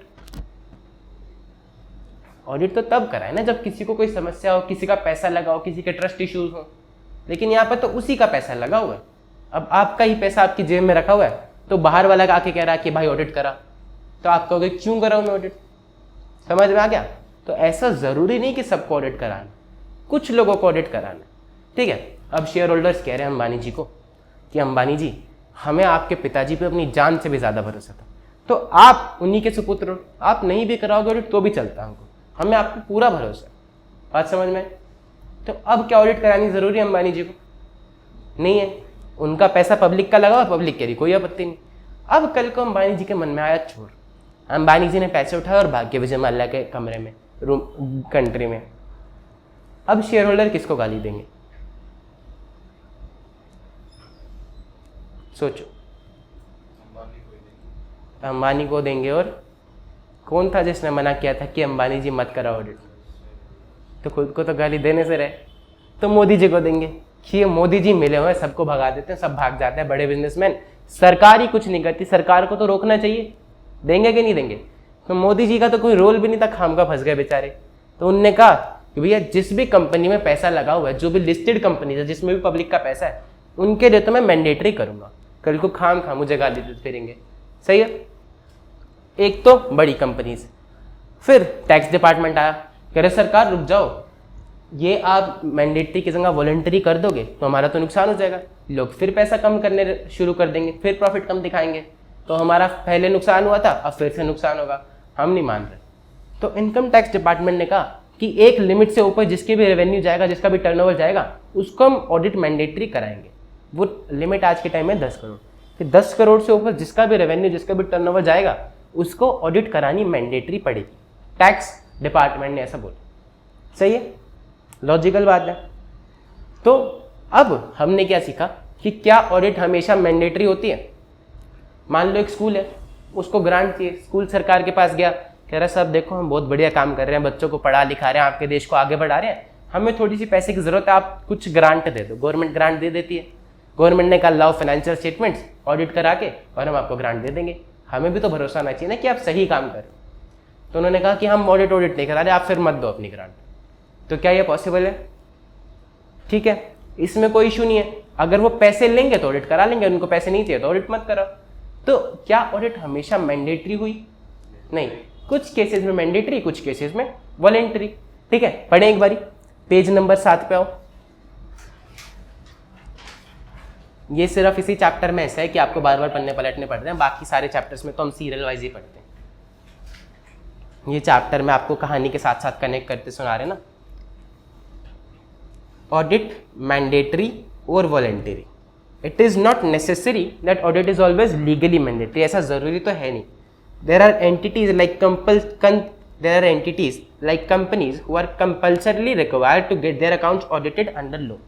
जैसे कि even non-corporate entities may be compulsory requiring audit of their accounts under tax laws, कि भैया 10 करोड़ से ऊपर जाएगा तो तुमको करानी ही पड़ेगी। Example, in India, every person is required to get their accounts audited if turnover crosses a certain threshold limit under income tax law, that is 10 crore. It is also possible that some entities like schools may be required to get their account audited for the purpose of obtaining grant or assistance from the government. School भी करा सकता है कि भैया मेरे को grant चाहिए तो आपका मैं अपने अकाउंट ऑडिट करा के दे देता हूँ। Audit is not always legally mandatory. Many entities may get their accounts audited voluntarily because of the benefits from the process of audit. क्या बेनिफिट्स थे प्रोसेस फ्रॉम ऑडिट से? याद करो, पढ़े आपने? क्या बेनिफिट्स थे? कॉन्फिडेंस बढ़ता है, मोरल चेक ऑन एम्प्लॉइज आता है, वो कहानी सबसे पहले जो हमने सुनी थी वो बेनिफिट्स ही थे। और क्या थे? किसकी समस्या थी? नए बिजनेसमैन की। तो किसको ट्रस्ट आता है? बैंक को, लेंडर्स और बैंकर्स को भी ट्रस्ट आता है। ये सब बेनिफिट्स थे। किसके वजह से ट्रस्ट इश्यूज क्रिएट हुए थे? तो अब फ्रॉड और एरर पकड़े जाएंगे, ये भी एक बेनिफिट है। ये सारे बेनिफिट्स फ्रॉम ऑडिट है। तो कुछ एंटिटीज अपनी मर्जी से भी करा लेती हैं कि भैया उनको कुछ बेनिफिट चाहिए, जैसे नए बिजनेसमैन ने कराया अपनी मर्जी से, क्योंकि उसको लोन चाहिए, है ना। पढ़ लो इसको।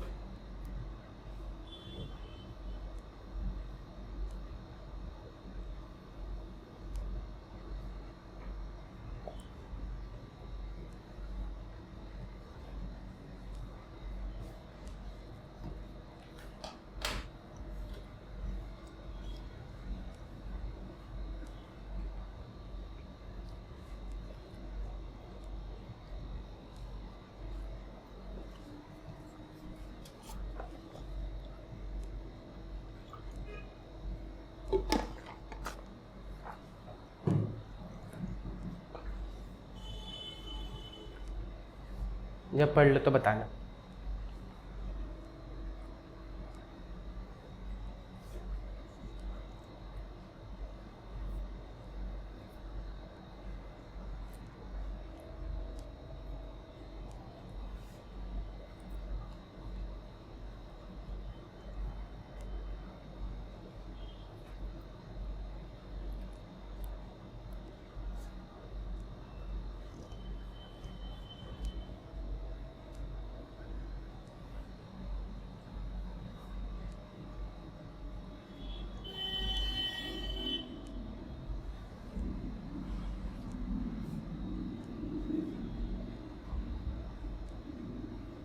पढ़ लिया?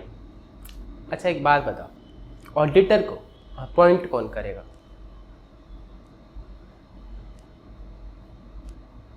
लाएगा कौन ऑडिटर को? समस्या किसको थी? इन्वेस्टर को थी। इन्वेस्टर्स यानी कि शेयर होल्डर्स। कौन होते हैं शेयर होल्डर? कंपनी के ओनर्स। तो ओनर्स को ही समस्या होगी कुछ ना कुछ, तो ही वो ऑडिटर को लाएंगे। जैसे कि नया बिजनेसमैन था तो उसको समस्या थी कि उसको लोन नहीं मिल रहा था, तो उसने ऑडिट कराया। ओनर को समस्या होती है तो ओनर अपनी समस्या को सॉल्व करने के लिए ऑडिटर को लाएगा। जिसको समस्या होगी वही तो सोल्यूशन लेगा ना। तो हमेशा ओनर्स अपॉइंट करते हैं। तो कंपनी के केस में ओनर्स कौन? Share holder. शेयर होल्डर्स, तो शेयर होल्डर्स अपॉइंट करेंगे, ठीक है। पार्टनरशिप फर्म के केस में ओनर्स कौन? पार्टनर्स, तो पार्टनर्स अपॉइंट करेंगे। सरकारी कंपनीज, गवर्नमेंट कंपनीज के केस में ओनर कौन? गवर्नमेंट, तो कौन अपॉइंट करेगा? मोदी जी। C&AG। C&AG क्यों? मोदी जी क्यों नहीं? ये सर मोदी जी अपने इलेक्शन में काम ना करें, ऑडिटर ही अपॉइंट करते बैठे। तुम बार बार मोदी जी के पास फोन खड़काओगे तो उनके पास तो इतना टाइम है नहीं। तो उन्होंने कहा एक अलग से बॉडी बनाते हैं, इंडिपेंडेंट बॉडी, जिसका नाम दिया CAG, controller and auditor general of India. अब उसको कहा कि भैया तू देख जितने भी कंपनीज है उनके ऑडिटर को अपॉइंट करने का काम। सही है। तो इसीलिए गवर्नमेंट कंपनीज के केस में CAG अपॉइंट करती है। और एक जना और था जिसको समस्या होती थी, टैक्स डिपार्टमेंट, कि भैया मेरा टैक्स कोई कम तो नहीं दे रहा। तो अगर कभी टैक्स डिपार्टमेंट को किसी पर शक हुआ तो वो भी अपना ऑडिटर अपॉइंट कर सकता है। सही है। तो देखो, अच्छा एक बात बताओ, बाद में देखना, जिसने अपॉइंट किया, ओनर्स ने अपॉइंट किया कंपनी के केस में। कंपनी के केस ओनर्स कौन?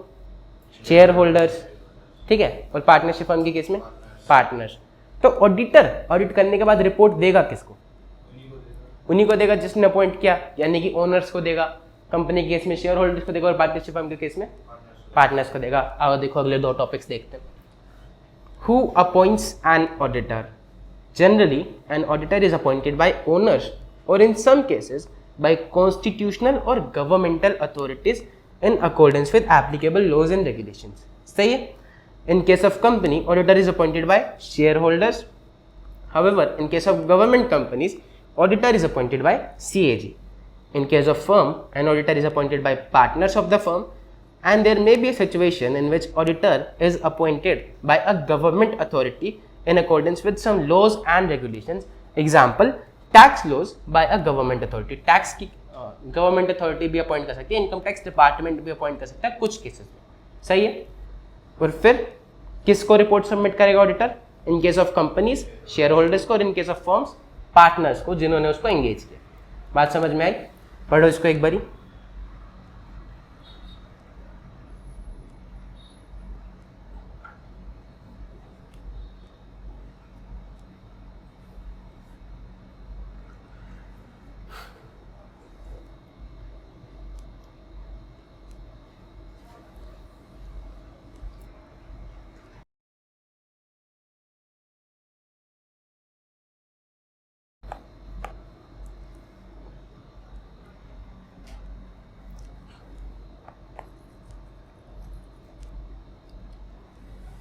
हो गया?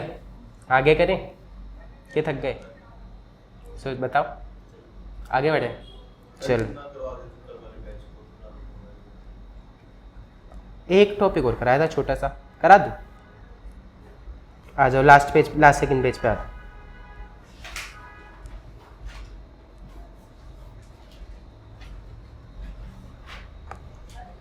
अंबानी जी की फोटो दिख रही है? Last second page. ऊपर हमने पढ़ा था प्रीमाइसेस, देखो प्रीमाइसेस, रिस्पॉन्सिबिलिटीज ऑफ मैनेजमेंट और टीसीडब्ल्यूजी। टीसीडब्ल्यूजी कौन होते हैं? आपने पूछा नहीं, लेकिन आपको पूछना चाहिए था।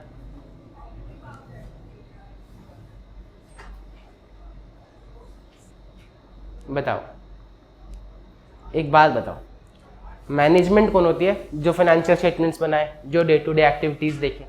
रिलायंस फ्रेश देखा आपने? रिलायंस फ्रेश में सब्जियां भी मिलती है। अब कभी तो प्याज का रेट 80 पे भी पहुंच जाता है और कभी प्याज का रेट 10 पे भी पहुंच जाता है। तो अब प्याज का रेट बढ़ के 80 पे पहुंच गया। तो अब क्या रिलायंस फ्रेश वाले अंबानी जी को फोन करें कि अंबानी जी आज प्याज खरीदेगा नहीं खरीदे, 80 रुपये होगा, देख लो, नुकसान ना हो जाए, भारी नुकसान। करेंगे क्या? नहीं करेंगे। किसको फोन करेंगे? उनके मैनेजर को, जो डे टू डे एक्टिविटीज देखते हैं। क्या अंबानी जी रोज बैठ के ये लगाते होंगे कि भाई आज प्याज आने चाहिए कि नहीं आने चाहिए, आज आलू आने चाहिए कि नहीं आने चाहिए? नहीं, अंबानी जी के पास और भी बहुत काम है। तो ये जो डे टू डे एक्टिविटीज वाले काम है, ये संभालती है मैनेजमेंट। फाइनेंशियल स्टेटमेंट्स अंबानी जी का रोज बैठ के एंट्री डालेंगे कि आलू क्रेडिट और कैश क्रेडिट, आलू डेबिट और कैश क्रेडिट, ये सब अंबानी जी तो नहीं करेंगे, अकाउंट्स वाले बंदे करेंगे, ठीक है। तो नीचे लेवल पे डे टू डे एक्टिविटीज में जो काम करती है वो करती है मैनेजमेंट, और ऊपर बैठ के उन्हें जो देखते हैं वो है अंबानी जी, टीसीडब्ल्यूजी, सही है। अंबानी जी के पास टाइम नहीं है डे टू डे एक्टिविटीज करने का। अंबानी जी क्या क्या करेंगे बताओ?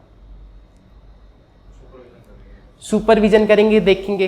अंबानी जी क्या कुछ डिसीजन भी लेंगे? किस तरह के?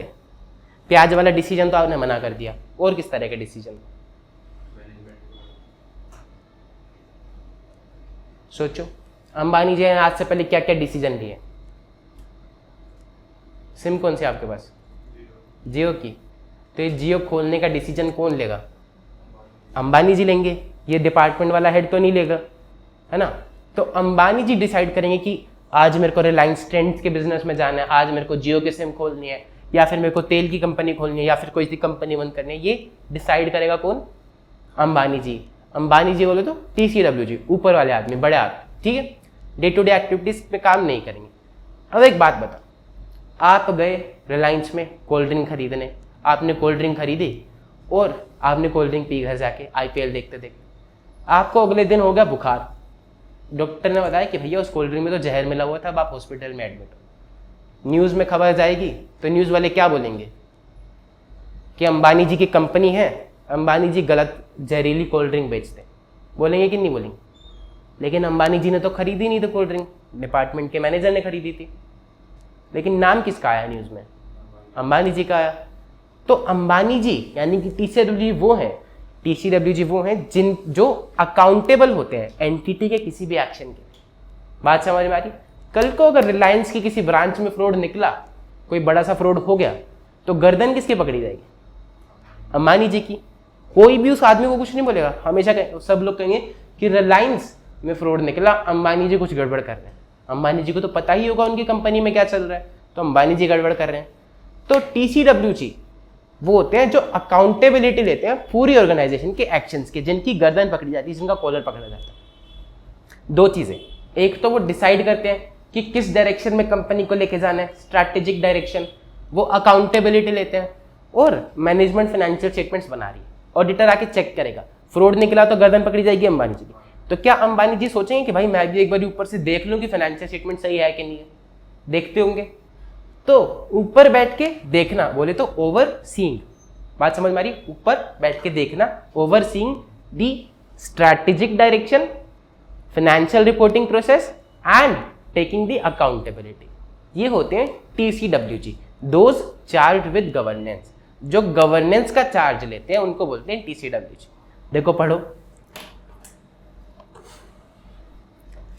The persons organisation with responsibility for overseeing, overseeing ऊपर बैठ के देखना, overseeing the strategic direction of the entity. Third point, overseeing the financial reporting process.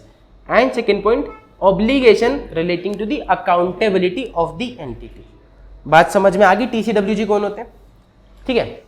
अब विशेष ने थोड़ी देर पहले एक बिजनेस शुरू करा था, आपके पास पैसे मांगने आया था, इसके नीचे दो बंदे काम करते हैं, ये अपनी दुकान चलाते हैं। तो अब इसकी दुकान में कौन TCWG होगा, कौन मैनेजमेंट होगा? यही TCWG होगा, जो नीचे दो बंदे काम करते हैं वो मैनेजमेंट।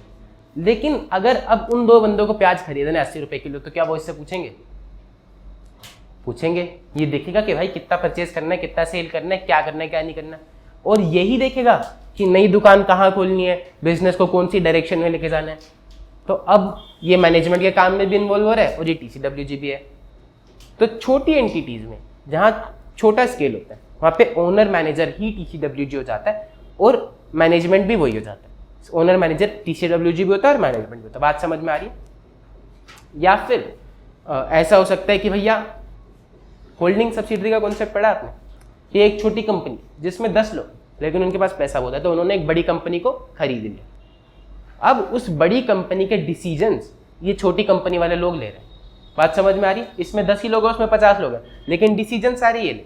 तो ये ऑर्गेनाइजेशन, छोटी ऑर्गेनाइजेशन भी TCWG बन सकती है उस बड़ी ऑर्गेनाइजेशन के लिए। देखो, for some entities TCWG may include management personnel. Example, executive members of a governance board of a private or public sector entity or an owner manager. कोई प्राइवेट सेक्टर की कंपनी है, छोटी कंपनी है जिसमें कुछ ही लोग हैं, तो उसमें जो गवर्नेंस बोर्ड के अंदर भी लोग हैं वो मैनेजमेंट का काम भी कर सकते हैं और TCWG का भी। एंड एन ओनर मैनेजर, कोई छोटी दुकान वाला है, वो खुद ही ओनर है, खुद ही मैनेजर है, तो वो TCWG भी हुआ और मैनेजमेंट भी हुआ। बात समझ में आई? अच्छा चलो, अब मैं तुमको एक दो चीज़ें बताता हूँ, टॉपिक्स और नहीं पढ़ेंगे आज। यहाँ तक कोई डाउट, दिक्कत, परेशानी किसी भी चीज़ में, कोई भी सवाल मन में रह गया हो? आओ चलो एक बारी पहले पेज पे आओ वापस से। अब आप मेरे को एक चीज़ बताओ कि आप लोगों का पर्पस क्या है मेरी क्लास में आने का? क्यों पढ़ना चाहते हो आप ऑडिट? ग्रुप 2 में पास होने के लिए। ग्रुप 2 में पास होने के लिए, ICAI के एग्जाम को क्लियर करने के लिए सबसे ज़्यादा ज़रूरी चीज़ क्या होती है? पढ़ना तो होती ही है भाई। और क्या CBSE में आप पढ़ते हुए पढ़ के नंबर ले आते थे 90, यहाँ 90 ले आओगे? नहीं। क्यों? क्या ज़रूरी है यहाँ पे? यहाँ पर पास होना नहीं भाई, सेम लैंग्वेज लिख के आना, सही चीज़ लिख के आना, क्योंकि ICAI बहुत स्ट्रिक्ट है अपनी लैंग्वेज को लेके, अपने कॉन्सेप्ट को लेके। ठीक है, तो आपके नोट्स में पहले पेज पे सबसे ऊपर आपको दिख रहा है study mat page number 1.5 to 1.7। तो आपका हर एक पेज के ऊपर ये डिनोट किया गया है कि ये जो कंटेंट है वो आपके स्टडी मैट के कौन से पेज सब नंबर से लिया गया, ताकि आपको ये पता लगे कि भैया मैंने अपनी तरफ से कुछ ऐड नहीं किया है, अपनी लैंग्वेज नहीं लिखी। कुछ लोग अपनी लैंग्वेज लिखते हैं टीचर्स, और फिर ICAI उसके नंबर नहीं देता, तो उसका कोई मतलब ही नहीं है कि आपको ऑडिट समझ में आ गया और आप नंबर नहीं लेके आ पाए।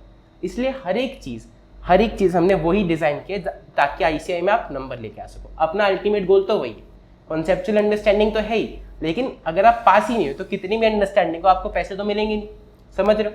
तो हर एक चीज़ आपके मॉड्यूल से ली गई। सबसे पहला स्टडी मैट पेज नंबर आपको अपनी पूरी बुक में हर एक पेज नंबर के ऊपर मिलेगा। फिर आपको कितने दिन की छुट्टी मिलती है? 1 दिन की। उस 1 दिन में क्या आप पूरे 400 पेज पढ़ पाओगे? नहीं पढ़ पाओगे। तो आपको पता होना चाहिए कि कौन सी जगह फोकस करना है और कौन सी जगह फोकस नहीं करना। क्या 400 के 400 पेज याद कर सकते हो आप? 6 महीने में भी नहीं कर पाओगे। तो आपको पता होना चाहिए कि कौन सी चीज़ें याद करने की और कौन सी चीज़ें याद करने की नहीं है। तो ये आपको ब्लू ब्लू दिख रहा है कुछ, ये ब्लू का मतलब ये है कि आपके स्टडी मैट में ये है, लेकिन इस पर आपको फोकस करने की जरूरत नहीं है, सिर्फ आपके अंडरस्टैंडिंग के लिए। इसमें से एग्जाम में क्वेश्चन बन ही नहीं सकता, ये सिर्फ अंडरस्टैंडिंग के लिए। बात समझ में आई? तो हमने अपने पूरे नोट्स में ऐसी जगह बहुत जगह हाईलाइट करी है। अभी आपको आगे पन्ने पलटाएंगे तो आपको दिखेगा, जैसे आपको इस पेज के लास्ट में भी दिख रहा होगा कि कुछ चीज़ें ब्लू में हाईलाइटेड है, तो वो उस पर आपको ध्यान नहीं देना है।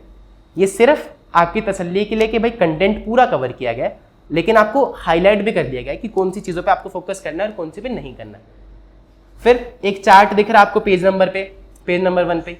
ये चार्ट इसीलिए, ये कॉन्सेप्ट अभी आया नहीं, कल पढ़ाएंगे, तो आपको पता चलेगा कि इस चार्ट की मदद से पूरा कॉन्सेप्ट आपको कितनी ईजिली रिटेन रहता है। एक दिन मिलता है, एक दिन में अपने को करने ऑडिट में 11 चैप्टर्स, तो एक चैप्टर के लिए 1 से 1.5 घंटा मिलेगा अपने को, ठीक है। उस 1 से 1.5 घंटे में आपको सारे पेजेस बहुत जल्दी रिवाइज करने हैं। जल्दी रिवाइज करने के लिए बहुत ज़रूरी है कि आपके पास कुछ चीज़ें हो जिससे आप स्पीडली रिवाइज कर पाएँ। तो ये चार्ट आप देखेंगे ना, इसमें सिर्फ कीवर्ड्स हैं। कीवर्ड्स बोले तो वो वर्ड्स जिनको एग्जामिनर चेक करके नंबर देता है। आईसीआई के एग्जाम में ना कीवर्ड्स के नंबर मिलते हैं, आपकी लैंग्वेज के इतने ज़्यादा नंबर नहीं मिलते। लैंग्वेज कीवर्ड से देखता है, वो बंदा देखता है कि जो आंसर की में बोल्ड किए गए अक्षर आपके आंसर शीट में लिखे हैं तो आपको नंबर मिलते हैं, वरना नहीं मिलते। बाकी का कंटेंट तो आप अपनी लैंग्वेज में लिख सकते हो, कीवर्ड्स आपको सेम लिखने होते हैं, तो इसीलिए कीवर्ड्स हर जगह हाईलाइट कर दिए। और इस चार्ट में कीवर्ड्स है, इसी तरह से और भी चार्ट्स हैं आपकी किताब में जहाँ पर कीवर्ड्स छपे हुए हैं, ताकि आप वो देखो, आपको पूरा कंसेप्ट याद आ जाए। बहुत सारे टीचर्स चार्ट बुक देते हैं ऑल इंडिया लेवल पे, ठीक है। देखो हमारा गोल ये नहीं, मेरा गोल ये नहीं है एटलीस्ट कि मैं सिर्फ रोहतक में रह के पढ़ाऊँ, मैं यूट्यूब पे भी हूँ, मैं ऑनलाइन भी हूँ। तो I will be an all India level teacher. अभी बस शुरुआत है, तो इसलिए अभी बहुत ज़्यादा लोग मेरे को जानते नहीं है। अभी मैंने मैराथन डाली तो उसको 16,000 बच्चों ने देखा था, तो धीरे धीरे करके मेरा नाम बन रहा है। तो pretty soon I will be an all India level teacher. तो मैं ये नहीं चाहता कि कहीं से भी क्वालिटी कम हो। मैं चार्ट बुक आप लोगों को इसीलिए नहीं देता क्योंकि वो एक नॉनसेंस कॉन्सेप्ट। आपने 400 पेज की किताब से ऑडिट पढ़ा, आप 4 महीने से उसी से पढ़ लो, फिर आखिरी में एग्जाम में आती है 20 दिन पहले आप चार्ट बुक पे शिफ्ट करते हो। अब जो चीज़ों के साथ आप कंफर्टेबल थे, आपने अपनी किताब देखी थी, आपने अपनी किताब के साथ विजुअल मेमोरी बनाई थी, वो चार्ट बुक में आके चेंज हो जाती है। बेशक चीज़ें वही लिखी हुई हैं, लेकिन अब आपको उस किताब के साथ कंफर्टेबल होने में बहुत टाइम लगता है, तो आपको हर एक कॉन्सेप्ट पे नया टाइम लगाना पड़ता है, ठीक है। तो इसीलिए मैं आपको चार्ट बुक नहीं देता, मैं आपको छोटे चार्ट्स बना के देता हूँ। इसमें पूरा कॉन्सेप्ट नहीं है, इसमें कीवर्ड्स है, और अगर आपको कॉन्सेप्ट पढ़ना है तो इसी के ऊपर कॉन्सेप्ट लिखा ही हुआ पूरा कॉन्सेप्ट, तो आप कभी भी देख सकते हो, सही है। फिर आगे आओ, देखो फिर पेज नंबर 4 पे भी एक चार्ट बना हुआ है जिससे आपको इजी होगा। पेज नंबर 6 पे एक चार्ट बना हुआ है, 6 वाला चार्ट देखो एक बारी। पेज नंबर 6 पे लिखा हुआ है इनहेरेंट लिमिटेशंस ऑफ ऑडिटिंग। अब ये जो चार्ट है ना, पेज नंबर 5 पे आओ एक बारी, पूरे पेज नंबर 5 का समरी है। ये इतना बड़ा पेज आपको इस छोटे से चार्ट से पूरा याद हो जाएगा, और एग्जाम के टाइम में आप उसको बहुत जल्दी रिवाइज कर पाओगे। आपको देखते ही पता चल जाएगा कि भाई कॉन्सेप्ट याद है कि नहीं याद है, याद नहीं है तो दोबारा पढ़ लो, और याद है तो मैं आगे बढ़ूँ। आपको पूरा पेज पढ़ने की जरूरत नहीं, आपका टाइम बहुत सेव होगा। हम पहले दिन से अपनी प्रिपरेशन करके चलेंगे कि लास्ट के 1.5 डे पे अपने को कैसे रिवाइज करना है, क्योंकि जितना आप उस दिन रिवाइज कर पाओगे ना, उतना ही अगले दिन लिख पाओगे। उससे पहले बहुत सारे एग्जाम्स आते हैं, तब तक आप भूल जाते हो बहुत चीज़ें। तो हम आज के दिन से ही उस दिन की प्रिपरेशन कर रहे हैं कि हम लास्ट 1.5 डे पे क्या करने वाले, ठीक है। फिर आओ अगले, फिर ये नीचे बेनिफिट्स ऑफ ऑडिट है, तो आपको पता चल गया कि जैसे कहानी सुनाई थी, पिक्चर्स देख के आपको याद आ जाएगा कि भैया इसकी समस्या याद आ रही है, तो पॉइंट में को लिख पाऊंगा मैं, आप बहुत जल्दी कर पाओगे। फिर देखो अगले पेज पे लास्ट में 2 लाइनें लिखी हुई हैं ब्लू से, दिख रही हैं। ये क्या है? ये वर्ड मीनिंग्स है। जैसे अब इस कॉन्सेप्ट में 2 शब्द आ रहे हैं, एक टैक्ट एक डिस्क्रिशन। अब इनका मतलब आपको नहीं पता, जो अभी डिफिकल्ट वर्ड्स हैं उनका मीनिंग मैंने यही लिख दिया। देखो बहुत सारे वर्ड्स हैं जैसे कि TCWG या AFRF, ये ऑडिट में ना बहुत बार आने वाले, तो आप अगली 4-5 क्लासेस में इनके साथ इतने कंफर्टेबल हो जाओगे कि आपको रट जाएंगे। लेकिन टैक्ट डिस्क्रिशन ये जैसे शब्द ना कभी कभी आते 1-2 बार। तो अब आप गूगल पे सर्च करने जाओ, फिर आप गूगल से इंस्टाग्राम पे जाओ, इंस्टाग्राम पे आप 1 घंटा रील देखो और फिर सोचो कि भाई मैंने कहाँ टाइम वेस्ट कर दिया। तो उस सब से बचाने के लिए मैंने वर्ड मीनिंग्स यहीं पे डाल दिए, ताकि आपका टाइम वेस्ट ना हो, और आपको कल जब मैं नहीं होऊंगा आपके सामने तो ईजिली पता चल जाए कि भैया इस वर्ड का मतलब क्या था, आपको बार बार मुझसे पूछना ना पड़े, क्योंकि आप अकेले होगे अपने प्रिपरेशन में, क्लास में मेरे साथ होगे, है ना। आप मेरे को मैसेज भी डालोगे तो थोड़ी देर बाद रिप्लाई आएगा, आपका फ्लो ना बिगड़े, इसलिए हर एक चीज़ का मैंने ध्यान रखा अपने नोट्स में कि कहीं भी कुछ ऐसा छूट ना जाए या फिर जहाँ पर आपको कोई दिक्कत ना हो। फिर 9th पेज पे हमने टेबल फॉर्म में डाल रखा कंटेंट, जहाँ पर आपको कंपेयर करके बहुत ईजिली लर्न हो जाएगा कंटेंट कि इसमें ऐसा था और उसमें वैसा था, कंफ्यूजन ना रहे। 8th पेज पे ये हमने फोटो छाप रखी है, चार्ट छाप रखा है फोटो वाला, तो हर एक फोटो को आप देखते जाओगे, आपको पूरा पेज वैसे का वैसे याद हो जाएगा। ये सारे हमारे नोट्स के कुछ स्पेशल फीचर। और कीवर्ड्स तो हमने देख ही लिए हैं कि कीवर्ड्स तो वैसे हर एक टीचर डालते हैं, तो उसमें तो ऐसा बहुत ज़्यादा कुछ स्पेशल है नहीं, लेकिन ये सब वो फीचर्स हैं जो एज अ स्टूडेंट मुझे लगता था कि भाई होने चाहिए, पर होते नहीं हैं। तो मैंने हर एक चीज़ का ध्यान रखा कि आपको अपनी बुक में वो सब चीज़ें मिले, कम से कम पेजेस रखने की कोशिश की है, कंटेंट को ना काटते हुए। अब आपको एक सवाल पूछना चाहिए था वैसे, लेकिन आपने पूछा नहीं। पहले पेज पे 1.5 से शुरू हो रहा है, तो 1.1 से 1.4 कहाँ गए भैया?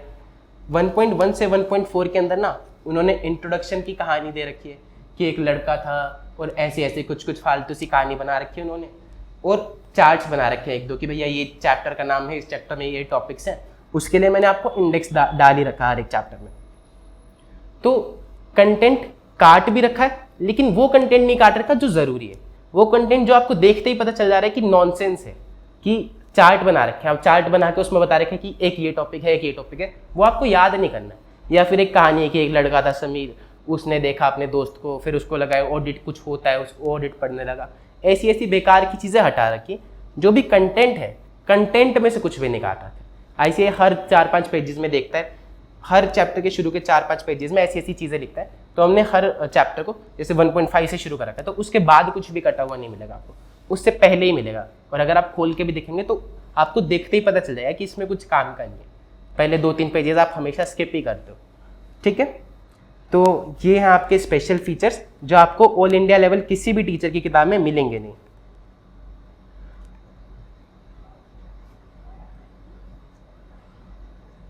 मेरे पास यही था बताने को। आपके पास कोई सवाल है तो पूछिए।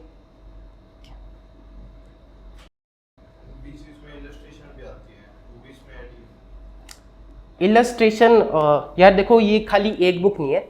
मैं आपको क्वेश्चन मतलब ये तो अभी मैं आपको नोट्स दे रहा हूँ, क्योंकि अभी कंफर्म नहीं है अपना कि क्लास में रहेंगे क्या नहीं, तो डेमो क्लासेस के लिए मैंने आपको नोट्स दिए। जब आपका कंफर्म हो जाएगा तो मैं आपको प्रॉपर बुक दूंगा बाइंडेड। और सिर्फ ये बुक नहीं, मैं क्वेश्चंस भी दूंगा, क्वेश्चन बैंक भी दूंगा, MCQ केस सिनेरियो बुक भी दूंगा। तो उसमें वो सारी चीज़ें कवर है। ICI के questions, test your understanding, test your knowledge, उसमें अगर आप देखोगे ना तो उसमें आंसर्स नहीं दिए होते प्रॉपर तरीके से ऑडिट या लॉ जैसे सब्जेक्ट में, और आपको बहुत दिक्कत होती है कि भाई इसके आंसर कहाँ से लाऊं। और बाकी मार्केट में किसी भी टीचर की किताब देखोगे ना, उन्होंने भी पूरे आंसर्स नहीं दे रखे हैं। मैं जब अपनी किताब बना रहा था तो मैं बहुत रिसर्च कर रहा था, तो किसी भी टीचर ने पूरे आंसर्स नहीं दे रखे कि अगर आपको 4 मार्क के लिए लिखना है तो आप नहीं लिख पाओगे आंसर पढ़ के, या तो आप खुद दिमाग लगाओ या फिर आप टीचर से आके पूछो। तो मैंने अपनी किताब में उनके आंसर्स पूरे डाले, तो अभी आपको वो मिलेगी, उसमें सब कुछ कवर है। तो कंटेंट हम कहीं से भी कुछ भी नहीं छोड़ेंगे, ना ही कोई इलस्ट्रेशन, ना ही कोई test your understanding, test your knowledge, कुछ भी नहीं छोड़ने वाले। ये किताब है, फिर और किताबें अभी मिलेंगी। MCQ केस सिनेरियो बुक भी मैं अलग से आपको दूंगा। लेकिन सबसे मेजर चीज़ आपकी मॉड्यूल ही रहेगी, क्योंकि इंटरमीडिएट में ना most of the questions direct आते हैं। जैसे आज हमने पढ़ा responsibilities of management, benefits of audit, तो वो क्वेश्चन देंगे जिसमें आपको बहुत डायरेक्टली पूछेंगे कि बेनिफिट्स ऑफ ऑडिट क्या है। एक लाइन का नहीं देंगे, पहले 2-3 कहानी सुनेंगे और फिर लास्ट में पूछेंगे बेनिफिट्स ऑफ ऑडिट बताओ। तो आपको वही बताना होता है। मेजरली क्वेश्चन 80% क्वेश्चन डायरेक्ट आते हैं, तो अपन का मेजर फोकस रहेगा मॉड्यूल पे। क्वेश्चन बैंक आपका बहुत जल्दी कवर हो जाएगा अगर आपका मॉड्यूल आता होगा। तो छोड़ेंगे हम कुछ भी नहीं, कवर हम सब कुछ करेंगे। और मेजरली सारी चीज़ें क्वेश्चन बैंक में हमने एक चीज़ ये भी डाली है कि आंसर लिखते टाइम ना उसमें पेज नंबर भी दिया है कि भाई मॉड्यूल में इस पेज नंबर पे आंसर है, क्योंकि आप मॉड्यूल के साथ कंफर्टेबल हो। मैंने बताया ना कि किताब चेंज करने में आपको ज़्यादा टाइम लगाना पड़ता है सेम चीज़ों को पढ़ने के लिए। तो जब आप एक चीज़ पढ़ी ली आपने, आपको कभी भी रेफर करना हो आप इस पेज नंबर को खोल के कर पाओगे, तो बहुत ईजी होने वाला है सब कुछ आपके लिए। और हर एक चीज़ का ध्यान रखा है, तो डोंट वरी। और कुछ पूछना आपको, बाकी मेरे बारे में कुछ जानना आपको?